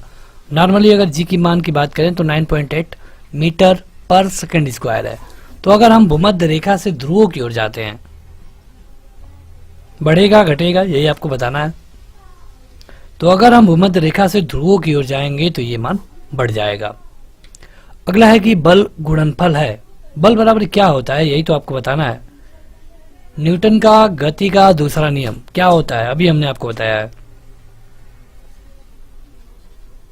यह बराबर है एम ए, यम मतलब कि द्रव्यमान और ए मतलब कि एक्सेलरेशन मतलब कि त्वरण। त्वरण क्या होता है, जब किसी समान कोई भी वस्तु, आसान भाषा में आपको समझाए तो 2 किलोमीटर प्रति घंटे की रफ्तार से चल रही है, थोड़ी देर बाद 5 किलोमीटर प्रति घंटा की रफ्तार से चलने लगी, ये जो वृद्धि हुई प्रति सेकंड, इसको हम त्वरण बोलते हैं। शून्य में स्वतंत्र रूप से गिरने वाली वस्तुओं का वेग पे क्या असर पड़ेगा। या फिर त्वरण पे। मतलब अगर कोई वस्तु स्वतंत्र रूप से शून्य में गिर रही है जहां पे ग्रेविटी नहीं है तो क्या होगा, इसको हम एक उदाहरण से समझाएंगे। देखिए, अगर हम 5 किलोमीटर ऊपर से, मतलब धरती के 5 किलोमीटर ऊपर से कोई वस्तु फ्री फॉल, मतलब कि केवल छोड़ देते हैं, तो इसकी जो यहाँ पे गति रहेगी 0 किलोमीटर प्रति घंटा रहेगी। थोड़ी दूर बाद, लगभग जब ये 1 किलोमीटर या फिर कुछ दूर बाद जाएगा तो इसकी गति 2 किलोमीटर प्रति घंटा हो जाएगी। ये एक केवल मतलब कि उदाहरण बता रहे हैं। जब अगले कुछ दूर जाएगा, मतलब कि अब केवल 2 किलोमीटर धरती बची, तो इसकी गति 5 किलोमीटर प्रति घंटा हो जाएगी। धरती पर आते समय जब ये धरती से टच होगा तो उसकी गति सबसे अधिक होगी। तो यहाँ पे जो ये गति बढ़ रही है 2 से 5, इसी को तो हम त्वरण कहते थे। पिछले में हमने आपको बताया है कि जब 2 से 5 होगा तो त्वरण कहेंगे। उसी तरह यहाँ पे जब ये 2 से 5 हुआ तो ये त्वरण हो गया। तो अगर कोई वस्तु शून्य में गिरेगा, मान लीजिए धरती पे गिरेगा, तो धरती पे तो गुरुत्वाकर्षण बल है, लेकिन अगर गुरुत्वाकर्षण बल ना हो तब, तो जब गुरुत्वाकर्षण बल नहीं रहेगा तब जो स्पीड यहाँ पे रहेगी इसकी 2 किलोमीटर, तो यहाँ पर भी वही स्पीड रहेगी, कहीं पर भी कोई वृद्धि नहीं होगी। अगला है कि इसका ये डी वाला उत्तर सही होगा, समान त्वरण होगा। अगला है कि एक लड़की झूले पर बैठी स्थिति में झूला झूल रही है। उस लड़की के खड़े हो जाने पर दोलनों के आवर्तकाल पे क्या असर पड़ेगा। यह है एक झूला और ये है रस्सी, इस पे एक लड़की बैठी है, ठीक है। तो ये जब बैठी है तब तो ये झूला झूल रहा है, लेकिन जब ये लड़की खड़ा हो जाएगी तो इसका जो आवर्तकाल है, मतलब कि एक चक्कर लगाने का जो टाइम है, ये क्या असर पड़ेगा उस पे, तो ये कम हो जाएगा। मतलब कि जो इसकी गति थी ये थोड़ी कम हो जाएगी। अगला है कि यदि किसी वस्तु का वेग दुगना कर दिया जाए तो इनमें से कौन सा ऑप्शन सही होगा। जो लोग अभी तक इस वीडियो को लाइक नहीं किए हैं जरूर लाइक कर दें। अगर आप चाहते हैं पीडीएफ तो ऐप पे जाइए, ऐप में आपको जाकर के पीडीएफ सेक्शन में जीके मिलेगा, वहां जाकर आप इसका पीडीएफ देख सकते हैं। वैसे अगर आप इस वीडियो को अच्छे से देखेंगे तो इस तरह की पीडीएफ की जरूरत ही नहीं पड़ेगी। तो देखिए, यहाँ पे कहा गया है कि किसी वस्तु का वेग को दुगुना कर दिया जाए तो समवेग क्या होगा, दोगुना हो जाएगा, ये सही है। गतिज ऊर्जा 4 गुनी हो जाएगी, ये भी सही है। कैसे, देखिए, पहला होता है संवेग बराबर है द्रव्यमान गुणे वेग। तो द्रव्यमान तो सेम है, बस वेग को दुगुना किया गया है, तो संवेग भी दोगुना हो जाएगा, जो कि पहला है, ये सही है। दूसरा है कि गतिज ऊर्जा 4 गुनी हो जाती है। गतिज ऊर्जा का फार्मूला होता है 1/2 mv²। जो भी है इसको 2 गुना कर देना है, यानी कि अब हो जाएगा 1/2 m 2v का स्क्वायर, यानी कि हो जाएगा 1/2 v² इंटू 4। इसको इस तरह लिख सकते हैं। तो जो यहाँ m छूट गया है, तो जो पहले था उसमें कितना का मल्टीप्लाई हो गया है, 4 का, तो गतिज ऊर्जा हो जा रही है 4 गुना। अगला है कि निम्नलिखित में से सदिश राशि कौन है। क्या लंबाई है, वेग है, समय है। सदिश मतलब कि ऐसी राशियां जिसमें उसकी मात्रा भी हो और दिशा भी हो, तो यह है वेग। न्यूटन की गति का पहला नियम क्या है, हमने इसी वीडियो में आपको बताया है। जितने भी क्वेश्चन आपसे पूछे जा सकते हैं हम सब एक्सप्लेन करते चलते हैं। तो न्यूटन के पहले नियम को हम कहते हैं जड़त्व का नियम। कोई भी वस्तु रुकी हुई है तो रुकी हुई रहेगी, गतिमान है तो गतिमान रहेगी, तब तक कि जब तक कि उस पर कोई बाह्य बल लगाकर उसकी प्रारंभिक अवस्था का परिवर्तन ना किया जाए। 2 वेक्टर जिनका मान अलग है, इसमें से किसको संतुष्ट करेंगे।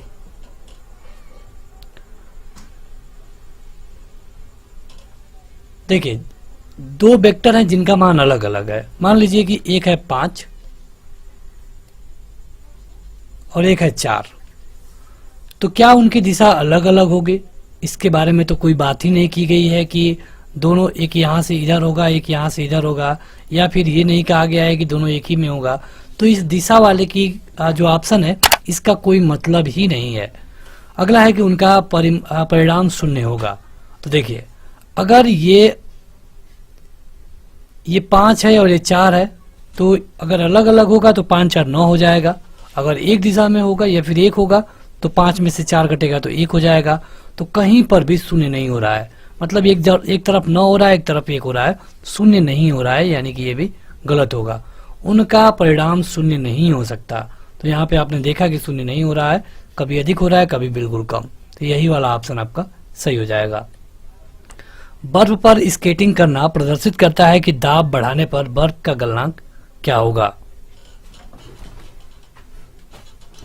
स्केटिंग करना मतलब कि जो बर्फ पे स्केटिंग की जाती है एक छड़ी के सहारे, तो जब दाब बढ़ाते हैं तो बर्फ का गलनांक घट जाता है। अगला है कि जब कोई नाव नदी से समुद्र में प्रवेश करती है तो क्या होगा। यही क्वेश्चन अभी पहले पूछा गया था, थोड़ी अलग तरीके से पूछा गया था कि उसके स्तर में क्या असर पड़ेगा, और वही क्वेश्चन है। तो जो नाव है थोड़ी सी ऊपर उठ जाएगी, मतलब जहां पहले इतना पानी में डूब के चल रही थी अब कम पानी में डूब के चलेगी। क्यों? घनत्व के कारण। निम्नलिखित में से किसमें गतिज ऊर्जा नहीं है। हर ऐसी चीज जो कि जिसमें गति हो रही है उसमें गतिज ऊर्जा होगी ही होगी। चली हुई गोली, मतलब गोली चल रही है तो इसमें तो गति है, तो गतिज ऊर्जा होगा, क्योंकि गतिज ऊर्जा का फार्मूला होता है 1/2 mv²। अगर भी है, अगर उसमें भी है, गति है, तो उसकी गतिज ऊर्जा होगी ही होगी। चली हुई गोली में तो होती है।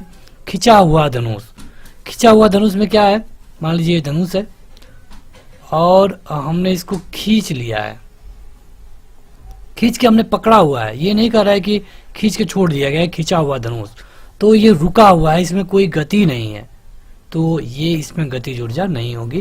क्वेश्चन के हिसाब से यही आपका सही उत्तर होगा। अगला है कि जब एक चल वस्तु की गति दोगुनी हो जाती है तो उसकी गतिज ऊर्जा पे क्या प्रभाव पड़ेगा। ये तो क्वेश्चन हम बता चुके हैं, क्योंकि गतिज ऊर्जा बराबर होता है 1/2 mv²।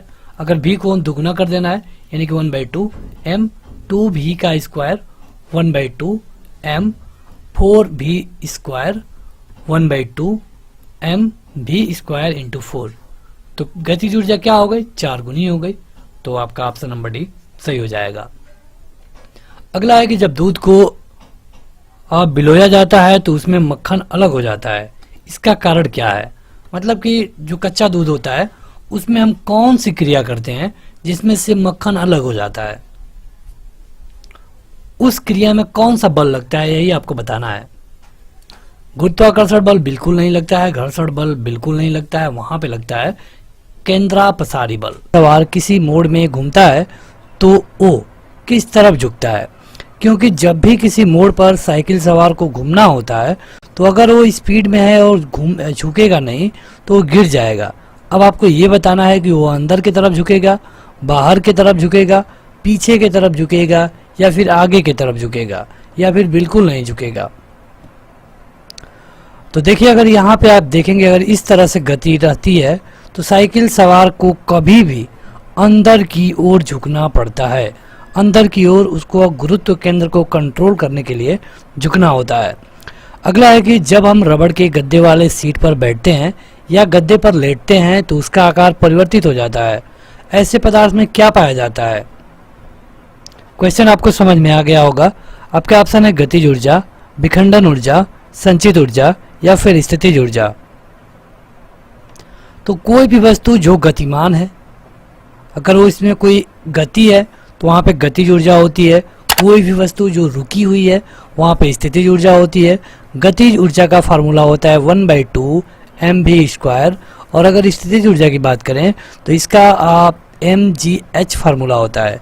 लेकिन यहाँ पे अगर अब गद्दे की बात की गई है तो इसमें होगा स्थितिज ऊर्जा। अगला है कि निम्नलिखित में से कौन सा नियम इस कथन को वैध ठहराता है कि द्रव्य का ना तो सृजन किया जा सकता है और ना ही विनाश। मतलब द्रव्य का ना तो सृजन, मतलब कि द्रव्य को ना तो बनाया जा सकता है ना तो उसे खत्म किया जा सकता है। ये किस नियम के तहत बताया जाता है। ये होता है ऊर्जा संरक्षण के नियम के अनुसार। अगला है कि कोई भी नाव डूब जाएगी यदि वह पानी हटाती है अपने, मतलब कि कोई भी नाव जब पानी में जाती है तो कुछ पानी को हटाती है। अब वो कितना पानी हटाती है, अगर कितना पानी ना हटाए तो वो डूब जाएगी। देखिए, अगर वो अपने आयतन के बराबर ही पानी हटाएगी तो वो डूब जाएगी, इसलिए उसको अपने आयतन से अधिक पानी हटाना होता है। अगला है कि द्रव में आंशिक या पूर्ण रूप से डूबे हुए किसी ठोस द्वारा प्राप्त उछाल की मात्रा निर्भर करती है। आपको बताना है कि किस पर। आर्किमिडीज के नियम में आपने ये पढ़ा होगा, तो ये होता है जो उसके द्वारा द्रव की मात्रा हटाई जाती है उसी पे डिपेंड करता है। अगला है कि लैंप की बत्ती में तेल चढ़ता है क्यों। जो लैंप की बत्ती होती है मतलब कि यहाँ पे तेल होता है और यहाँ पे जाके बत्ती जलती है, तो इस तरह जो तेल आ रहा है ये क्यों आता है, किस क्रिया के कारण, तो ये होता है कैपिलरी क्रिया। अगला है कि सुई का पानी के ऊपर तैरने का कारण क्या है। मतलब सुई को एक थोड़े से अच्छे तरीके से बना दिया जाए तो सुई भी पानी के ऊपर तैर सकती है। सुई क्या, आप नाव को देखेंगे जो कि उतना भारी है फिर भी वो पानी में तैरती है, तो इसका कारण क्या है। या फिर ये क्वेश्चन अलग तरीके से पूछा जाता है कि मच्छर पानी पे कैसे तैरते हैं। या फिर अलग तरीके से और पूछा जा सकता है कि हमें गर्म खाना अच्छा क्यों लगता है, तो सबका सही उत्तर है पृष्ठ तनाव। ये सारा काम, जैसे कि मच्छर पानी पे तैरते हैं, गर्म खाना ज़्यादा स्वादिष्ट लगता है, या फिर लोहे की कोई भी वस्तु जो कि ठीक आकार में ढाली गई हो वो पानी के ऊपर तैर रही है, तो ये सरफेस टेंशन के कारण हो पाता है। अगला है कि पानी से निकलने पर शेविंग ब्रश के बाल आपस में चिपक जाते हैं, इसका कारण क्या है। जो शेविंग ब्रश होता है ये भी होता है सरफेस टेंशन के कारण। अगला है कि द्रव की बूंद आकृति गोलाकार होने का कारण क्या है। मतलब कोई भी द्रव जो कि गिर रहा है आसमान से तो वो लंबा नहीं रखता है, आपको लंबा दिख रहा होगा, लेकिन अगर आप उसके छोटे अंश को देखेंगे तो वो गोलाकार होता है। तो इसके गोलाकार होने का कारण क्या है, ये भी होता है सरफेस टेंशन यानी कि पृष्ठ तनाव के कारण। अगला है कि यदि लोलक की लंबाई 4 गुनी कर दी जाए तो लोलक के झूलने के समय पर क्या असर पड़ेगा। देखिए अगर ये 4 गुना होगा तो ये अंडर रूट हो जाता है और इसका मतलब कि ये कितना हो जाएगा, 2 गुना। आपका चौथा वाला ऑप्शन सही होगा। अगला है कि वॉशिंग मशीन का कार्य सिद्धांत क्या होता है। वॉशिंग मशीन कपड़ा धोती है, लेकिन इनमें से किस नियम का पालन करती है ये आपको बताना है। तो वॉशिंग मशीन जो नियम का पालन करती है ये होता है अपकेंद्रण। अगला है कि एक लिफ्ट में किसी व्यक्ति का प्रत्यक्ष भार वास्तविक भार से कम होता है जब लिफ्ट जा रही हो। लिफ्ट पे 4 क्वेश्चन बनते हैं। कब व्यक्ति का भार कम महसूस होगा, कब अधिक महसूस होगा, कब बराबर महसूस होगा और कब 0 महसूस होगा। तो कम तब महसूस होगा जब लिफ्ट एक त्वरण से नीचे जा रही हो। त्वरण मतलब कि उसकी जो गति है वो थोड़ी बढ़ती जा रही है। यहाँ पे 2 मीटर पर सेकंड के हिसाब से था, थोड़ी देर बाद 5 मीटर पर सेकंड के हिसाब से हो गया है। तो यहाँ पे उसका जो व्यक्ति का वजन है ये कम महसूस होगा। तो यहाँ पे आप देखेंगे कि इसमें से जो आपका सही उत्तर होगा ये होगा कि त्वरण के साथ नीचे जा रही हो। अब अधिक पूछ ले कि मतलब कब व्यक्ति का वजन अधिक महसूस होगा, तो ये तभी होगा जब व्यक्ति एक त्वरण से लिफ्ट ऊपर जा रही हो। मतलब यहाँ 2 मीटर पर सेकंड की स्पीड थी, यहाँ पे 5 मीटर पर सेकंड की स्पीड हो गई, तब व्यक्ति का भार उसे अधिक महसूस होगा।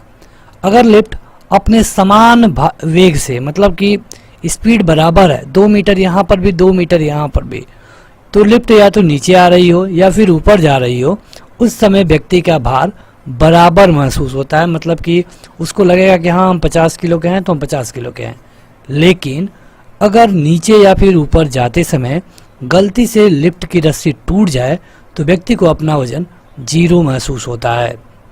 अगला है कि पानी में लोहे की सुई डूब जाती है लेकिन लोहे की जहाज तैरता रहता है, ये किस सिद्धांत पर आधारित है। यहाँ पे 2 सेकंड आपको मिल रहा है ताकि आप अपना उत्तर बता पाएं। तो देखिए एक प्लवन का नियम होता है जिसको हम आर्किमिडीज का सिद्धांत भी बोलते हैं। जब किसी वस्तु को द्रव या फिर किसी द्रव्य में डुबोया जाता है तो वस्तु के भार में हुई कमी उसके द्वारा हटाए गए भार के बराबर होता है। तो जो आप सुई देख रहे हैं ये पानी उतना नहीं हटा पा रहा है, इसके चलते डूब जाता है।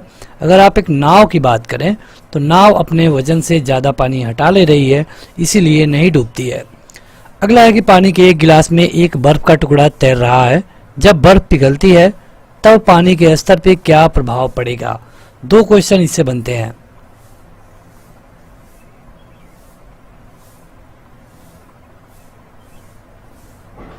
मान लीजिए गिलास है और एक बर्फ का टुकड़ा है, इतना पानी है। अगर ये बर्फ पूरा पिघल जाएगा, मतलब कि इसको अगर हम थोड़ा सा गर्मी दें तो ये पूरा पिघल जाएगा, ये बर्फ पिघल के बन जाएगा पानी। तो जब ये पानी बनेगा तो जो गिलास में लेबल था, मतलब पहले यहाँ तक था, तो इस पर क्या असर पड़ेगा? क्या ये ज़्यादा हो जाएगा, कम हो जाएगा? तो देखिए उससे कोई असर नहीं पड़ेगा, क्योंकि पहले भी ये उतना जगह घेर रहा था, अब भी उतना जगह घेरेगा। अब एक क्वेश्चन और पूछा जाता है, मान लीजिए इस क्वेश्चन का उत्तर तो आपको मिल गया कि उतना ही रहेगा। एक क्वेश्चन और पूछा जाता है कि जब कोई बर्फ को हम पानी में डाल दें तो उसका कितना भाग पानी से ऊपर रहेगा और कितना भाग पानी से नीचे रहेगा? तो 1/10 भाग पानी से ऊपर रहता है और 9/10 भाग पानी से नीचे रहता है। अगला है कि भारहीनता की अवस्था में एक मोमबत्ती की ज्वाला का आकार कैसा हो जाता है? अगर भारहीनता की स्थिति कर दी जाए तो ज्वाला पे फिर भी कोई असर नहीं पड़ता है, यानी कि वो वही रहेगा। आगे बढ़ें उससे पहले जो लोग अभी तक इस वीडियो को लाइक नहीं किए हैं जरूर लाइक कर दें। अगर आप चाहते हैं पीडीएफ या फिर टेस्ट देना तो आपको ऐप डाउनलोड करना होगा, लिंक डिस्क्रिप्शन में मिल जाएगा। पहला यहाँ पे क्वेश्चन है कि निम्नलिखित में से किसकी इकाई न्यूटन मीटर नहीं है?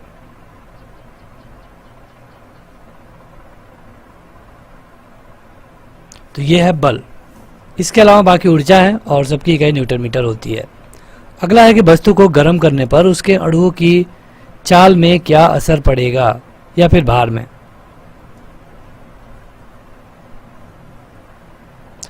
यहाँ पे अगर पानी को आप देख लें, इसको ठंडा इसी तरह रखा गया है तो ये बिल्कुल शांत है, लेकिन जब आप इसे हीट देते हैं, जब आप इसे एनर्जी देने लगेंगे तो इसके अंदर एक गति आपको देखने को मिलेगी। ज़्यादा हीट होने पे गति ज़्यादा तेज होगी, थोड़ी कम रहने पर थोड़ी कम गति होगी। तो जब हम वस्तु को गर्म करते हैं तो उसके अणुओं की चाल बढ़ जाती है। अगला है कि इनमें से कौन ऊष्मा का मात्रक नहीं है? तो कैलोरी तो ऊष्मा का मात्रक है, डिग्री सेंटीग्रेड ऊष्मा का मात्रक नहीं है, ये टेम्परेचर का मात्रक है। अगला है कि इनमें से जब जल ऊंचाई से गिरता है तो उसके ताप पे क्या असर पड़ेगा? मतलब कि जब जल को ऊंचाई से गिराया जाए तो उसके ताप पे क्या असर पड़ेगा, ये आपको बताना है। तो उसका ताप बढ़ जाएगा। अगला है कि चावल को पकाने में कहाँ अधिक समय लगेगा? आप चावल पका रहे हैं खाने के लिए तो समुद्र तट पे ज़्यादा टाइम लगेगा, शिमला में या फिर माउंट एवरेस्ट पर या फिर समुद्र के गहराई में? ज़्यादा ऊंचाई होने पर अधिक टाइम लगेगा, ठीक, और ये होगा आपका सही उत्तर, माउंट एवरेस्ट पे। अगला है कि वह ताप जिस पर बर्फ, पानी और वाष्प संतुलन में रहता है उसे क्या कहते हैं? ऐसा टेम्परेचर जिसपे ये तीनों मतलब संतुलन में हो, इसे हम कहते हैं ट्रिक पॉइंट, ट्रिक बिंदु। अगला है कि किसी द्रव का वाष्पीकरण होने से उसके तापमान पे क्या असर पड़ेगा?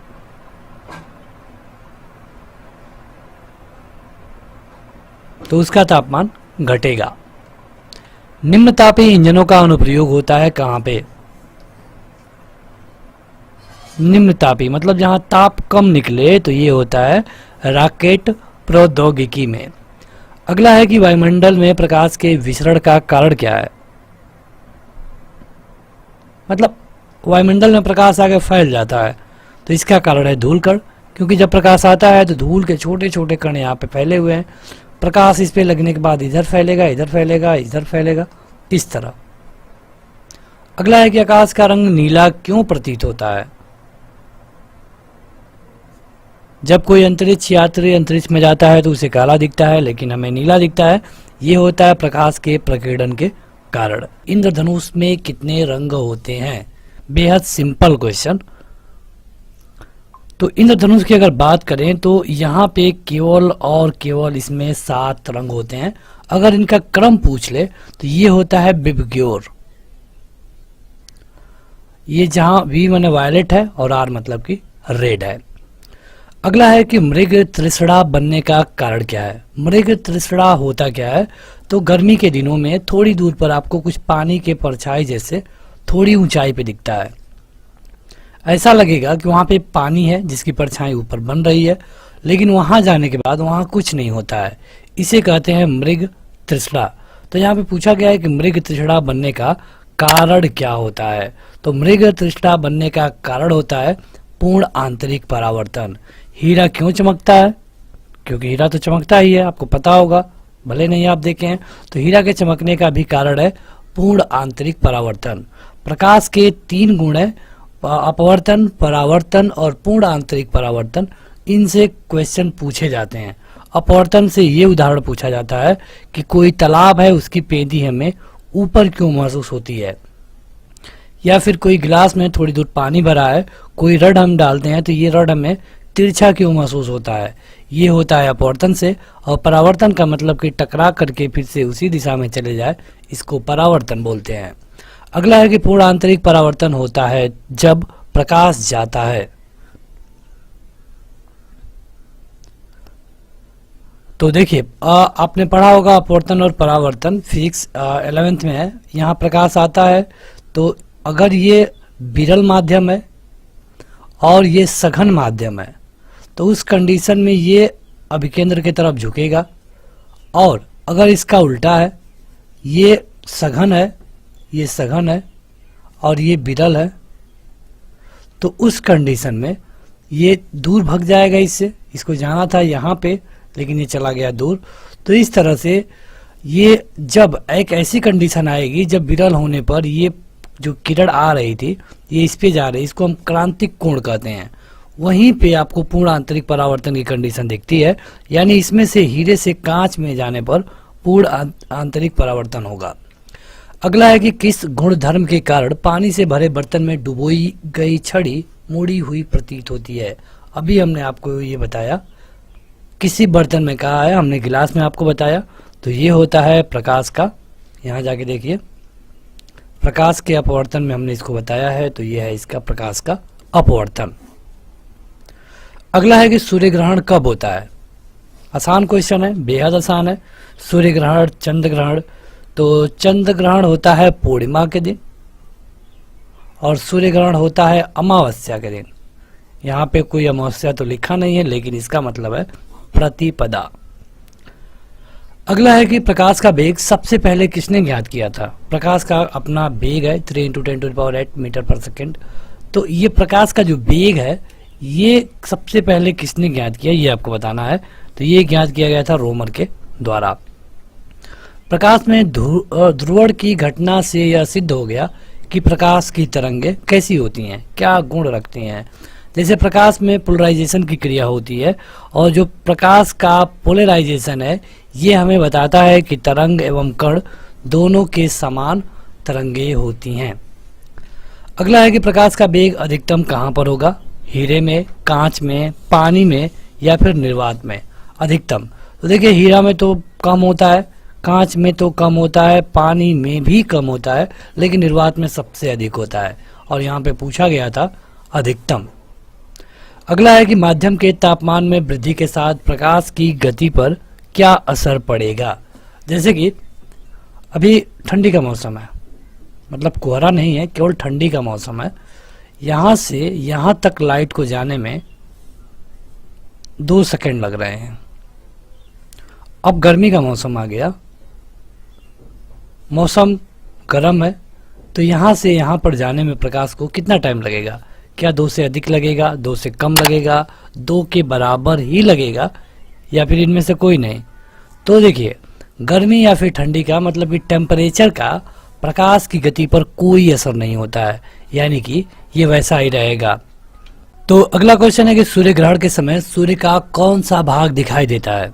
क्योंकि सूर्य ग्रहण में जब कभी पूर्ण सूर्य ग्रहण होता है तब तो हमें कुछ टाइम के लिए, कुछ सेकंडों के लिए कुछ नहीं दिखता है, लेकिन बाकी सूर्य ग्रहणों में कुछ न कुछ दिखता है। तो जो दिखता है उसको हम क्या कहते हैं, उसे हम कहते हैं किरीट।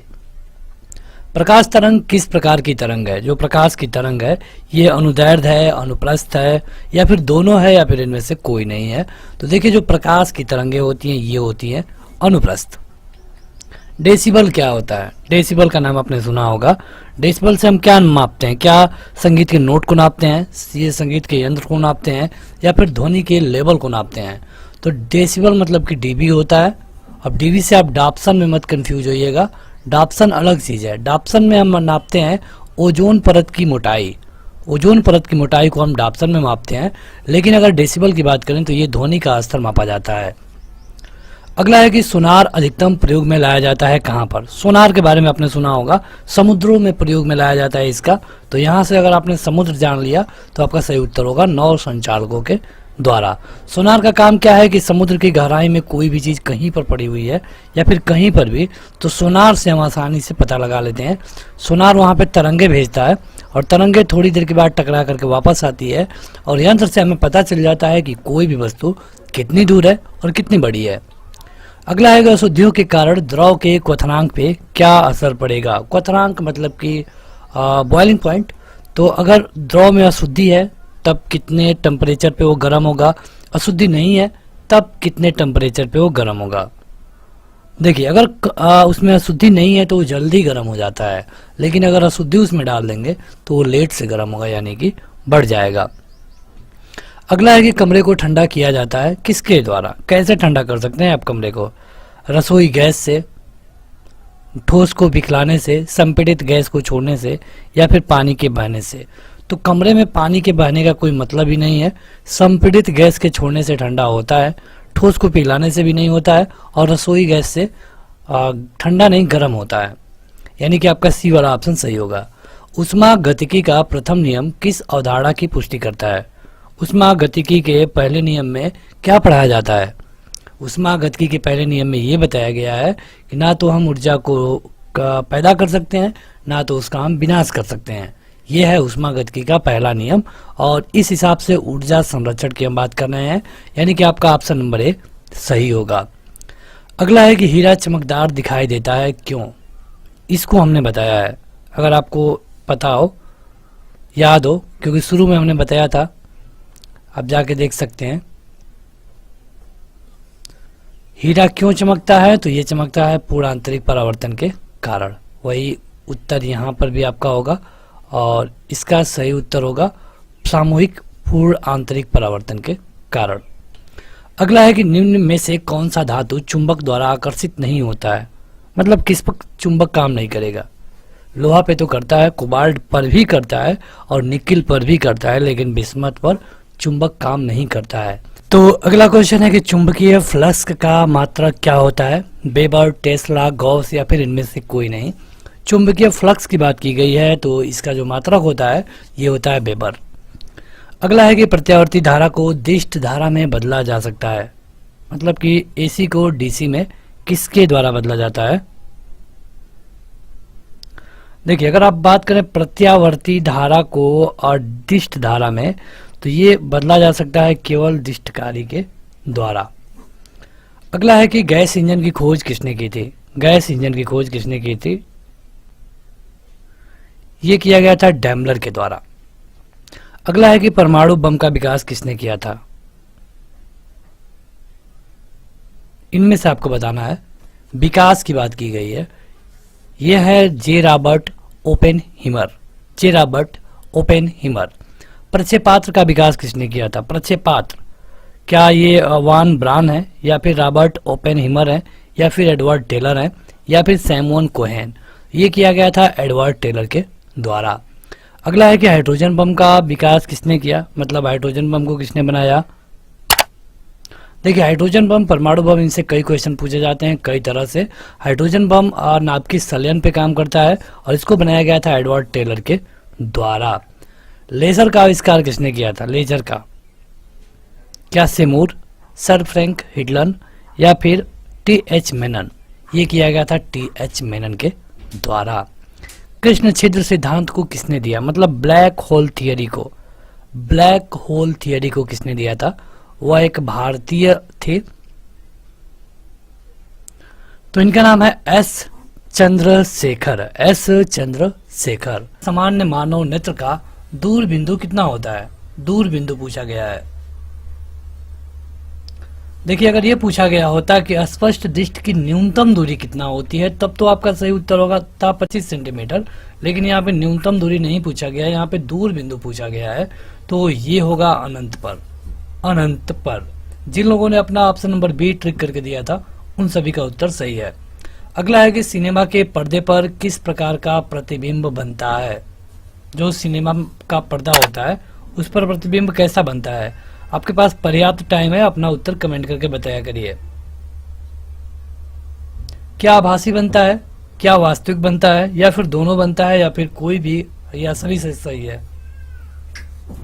तो देखिए ये बनता है हमेशा और हमेशा वास्तविक। अगला है कौन रंग जिसका खतरे के सिग्नल में प्रयोग होता है? तो ये तो बिल्कुल आसान है कि कौन रंग है जिसका खतरे के सिग्नल में प्रयोग होता है, तो लाल। और लाल इसलिए क्योंकि इसका जो विक्षेपण होता है, प्रकीर्णन होता है, ये कम होता है, ये प्रकाश दूर जाने के साथ फैलता नहीं है, इसलिए दूर तक दिखाई देता है। अगर आप अदर का दूसरे रंगों की बात करेंगे तो ये प्रकाश जितना दूर जाता है फैलता जाता है, इससे उसकी जो लाइट है वो कम पड़ जाती है। अगला है कि किलोवाट घंटा मात्रक है किसका? किलोवाट घंटा किसका मात्रक है, ये आप हमें कमेंट करके बताएं 5 सेकंड में। अगर आप चाहते हैं इस वीडियो का पीडीएफ तो ऐप डाउनलोड करना होगा और वहां पर जाकर आप इसका टेस्ट भी दे सकते हैं। ये होता है ऊर्जा का। अगला है विद्युत बल्ब का फिलामेंट होता है।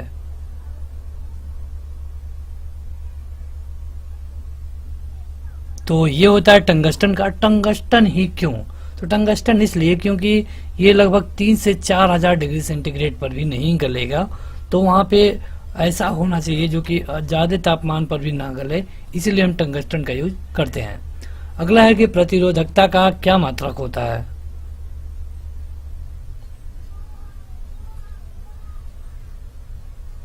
ये होता है ओम मीटर। अगला है कि विद्युत धारा उत्पन्न करने की युक्ति को क्या कहते हैं? मतलब कि ऐसी युक्ति जहां से विद्युत धारा उत्पन्न हो जाए उसे क्या कहेंगे? जनरेटर तो आपने सुना होगा। अब जनरेटर को यहाँ पे क्या, जनरेटर के हिसाब से कौन सा वर्ड यहाँ पे यूज किया गया ये आप बता दीजिए। एमीटर तो है नहीं, गैल्वेनोमीटर तो है नहीं, आपका सही उत्तर होगा जनरेटर। यहाँ पे होता है डायनोमो, जो कि विद्युत धारा उत्पन्न करता है। डायनोमो क्या करता है, तो ये यांत्रिक ऊर्जा को विद्युत ऊर्जा में कन्वर्ट करता है। अगर इसके उल्टे की बात करें तो हम बात करेंगे विद्युत मोटर की। और विद्युत मोटर क्या करता है कि ये विद्युत ऊर्जा को यांत्रिक ऊर्जा में कन्वर्ट करता है। तो चलिए कमेंट करके बताइए माइक कौन सा काम करता है, किस ऊर्जा को किस ऊर्जा में कन्वर्ट करता है? माइक यानी कि माइक्रोफोन। अगला है कि निकट दृष्टि दोष वाला व्यक्ति के चश्मे में कौन सा लेंस लगा होता है?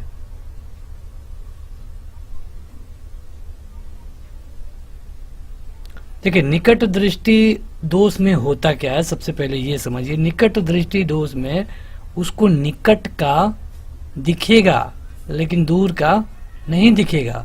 इस कंडीशन में जब दूर का देखना हो तो हमें अवतल लेंस लगाना पड़ता है, क्योंकि इसी में जब कोई किरण समांतर होकर आती है तो फैल जाती है, यानी कि आपका सही उत्तर होगा अवतल लेंस। निकट दृष्टि दोष को हम मायोपिया बोलते हैं, और अगर यही दूर दृष्टि दोष हो तब तो दूर दृष्टि दोष को हाइपरमेट्रोपिया बोलते हैं। अगला है कि दीर्घ दृष्टि दोष वाला व्यक्ति के चश्मे में क्या लगा होता है? सेम क्वेश्चन आ गया यहीं पे। तो अभी आपने देखा है कि निकट वाले में अवतल लेंस लगता है, तो सेम दूर वाले का मतलब कि उसको निकट की कोई भी वस्तु नहीं दिख रही है। जब निकट नहीं दिख रहा है तो उसको लगाना पड़ेगा उत्तल लेंस, ताकि कोई भी किरण समांतर से आए तो फोकस से मिल जाए। इस तरह की कंडीशन। अगर आपने फिजिक्स थोड़ा बहुत भी पढ़ा है तो आपके लिए ये हिंट काफी है। अगला है कि तेज प्रकाश में पुतली का आकार कैसा हो जाता है? मतलब कि जब कम प्रकाश में हम रहेंगे तो आप देखेंगे कि आपकी आंखें खुली है, ज्यादा अचानक से लाइट आपके आंखों पे जला दी गई तो पुतली पर क्या असर पड़ता है ये आपको बताना है। तो पुतली छोटी हो जाती है, सिंपल सा क्वेश्चन है। अगला है कि दूरदृष्टि दोष वाली आंखें साफ साफ देख सकती है।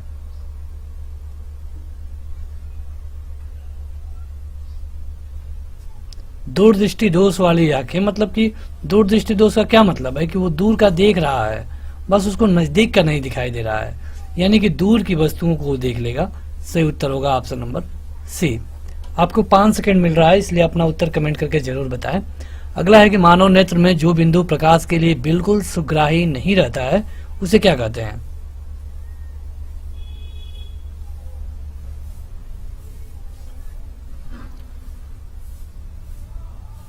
तो इसे क्या कहा जाता है आपको बताना है। इसे हम कहते हैं अंध बिंदु। अंध बिंदु। अगला है कि मानव नेत्र में होता है। मानव नेत्र में कैसा होता है ये आपको बताना है। ये होता है उत्तल लेंस। उत्तल लेंस, उत्तल लेंस मतलब कि इस तरह का जो चीज जो किरण समांतर आएगी ये फोकस पे मिलेगी।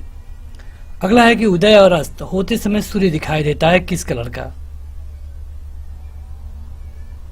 उदय और अस्त होते समय, देखिए बहुत आसान क्वेश्चन है कि उदय और अस्त होते समय सूर्य किस कलर का दिखाई देता है। तो ये दिखाई देता है लाल।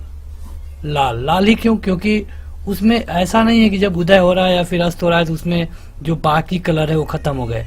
बाकी कलर भी है, लेकिन चूंकि वो हमसे दूर हो गया तो हमारे पास केवल लाल ही रंग आ पा रहा है अच्छे से, इसलिए हमको लाल दिखाई देता है। अगला है कि वास्तविक सूर्यास्त और आभासी सूर्यास्त के बीच में लगभग कितने समय का अंतर होता है। ये होता है लगभग और लगभग 2 मिनट का। जो लोग अभी तक इस वीडियो को लाइक नहीं किए हैं जरूर लाइक कर दें। अगर आप चाहते हैं इसका टेस्ट देना तो आपको ऐप डाउनलोड करना होगा, वहां जाकर आप इसका पीडीएफ भी पा सकते हैं। अगला है कि इंद्रधनुष किस प्रकार का स्पेक्ट्रम है।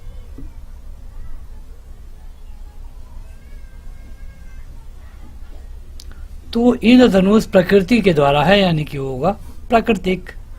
अगला है कि अत्यधिक ऊंचाई पर आकाश में वायुयान से सफर करने पर आकाश का रंग कैसा दिखाई देता है। आकाश का रंग किसी अंतरिक्ष यात्री को कैसा दिखाई देता है। आकाश का रंग कैसा दिखाई देता है ये कई बार पूछा गया है। ये दिखता है काला। काला क्यों? क्योंकि वहां पे वातावरण नहीं है। वातावरण नहीं होने के कारण वहां पे आकाश हमको काला दिखाई देता है। अगला है कि वह वस्तु का प्रतिबिंब आंख के जिस भाग पर बनता है वो क्या है। किसी भी वस्तु का प्रतिबिंब आंख के जिस भाग पे बनता है वो क्या होता है, ये आपको बताना है। तो इसे हम कहते हैं रेटिना। रेटिना। अगला है कि चुंबकीय क्षेत्र का मात्रक क्या होता है। चुंबकीय क्षेत्र के बारे में किसने बताया? तो टेस्ला द्वारा बताया, निकोलस टेस्ला, यानी कि इसका मात्रक होता है टेस्ला। अगला है कि डायनोमो से किस प्रकार की धारा प्राप्त होती है।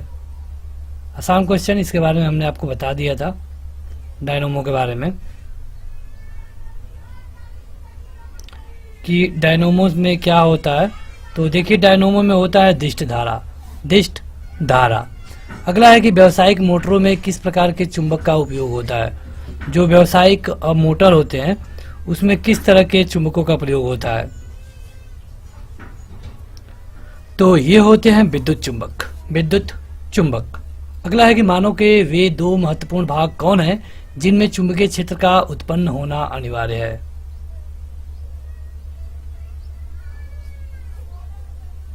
चुंबकीय क्षेत्र कहाँ पर उत्पन्न होना जरूरी है? तो एक तो है मस्तिष्क, दूसरा है हृदय, यानी कि ऑप्शन नंबर सी सही होगा।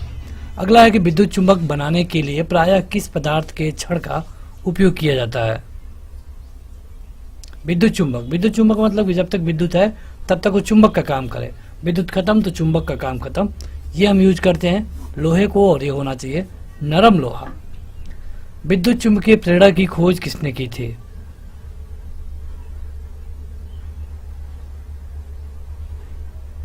तो ये खोजा गया था फैराडे के द्वारा।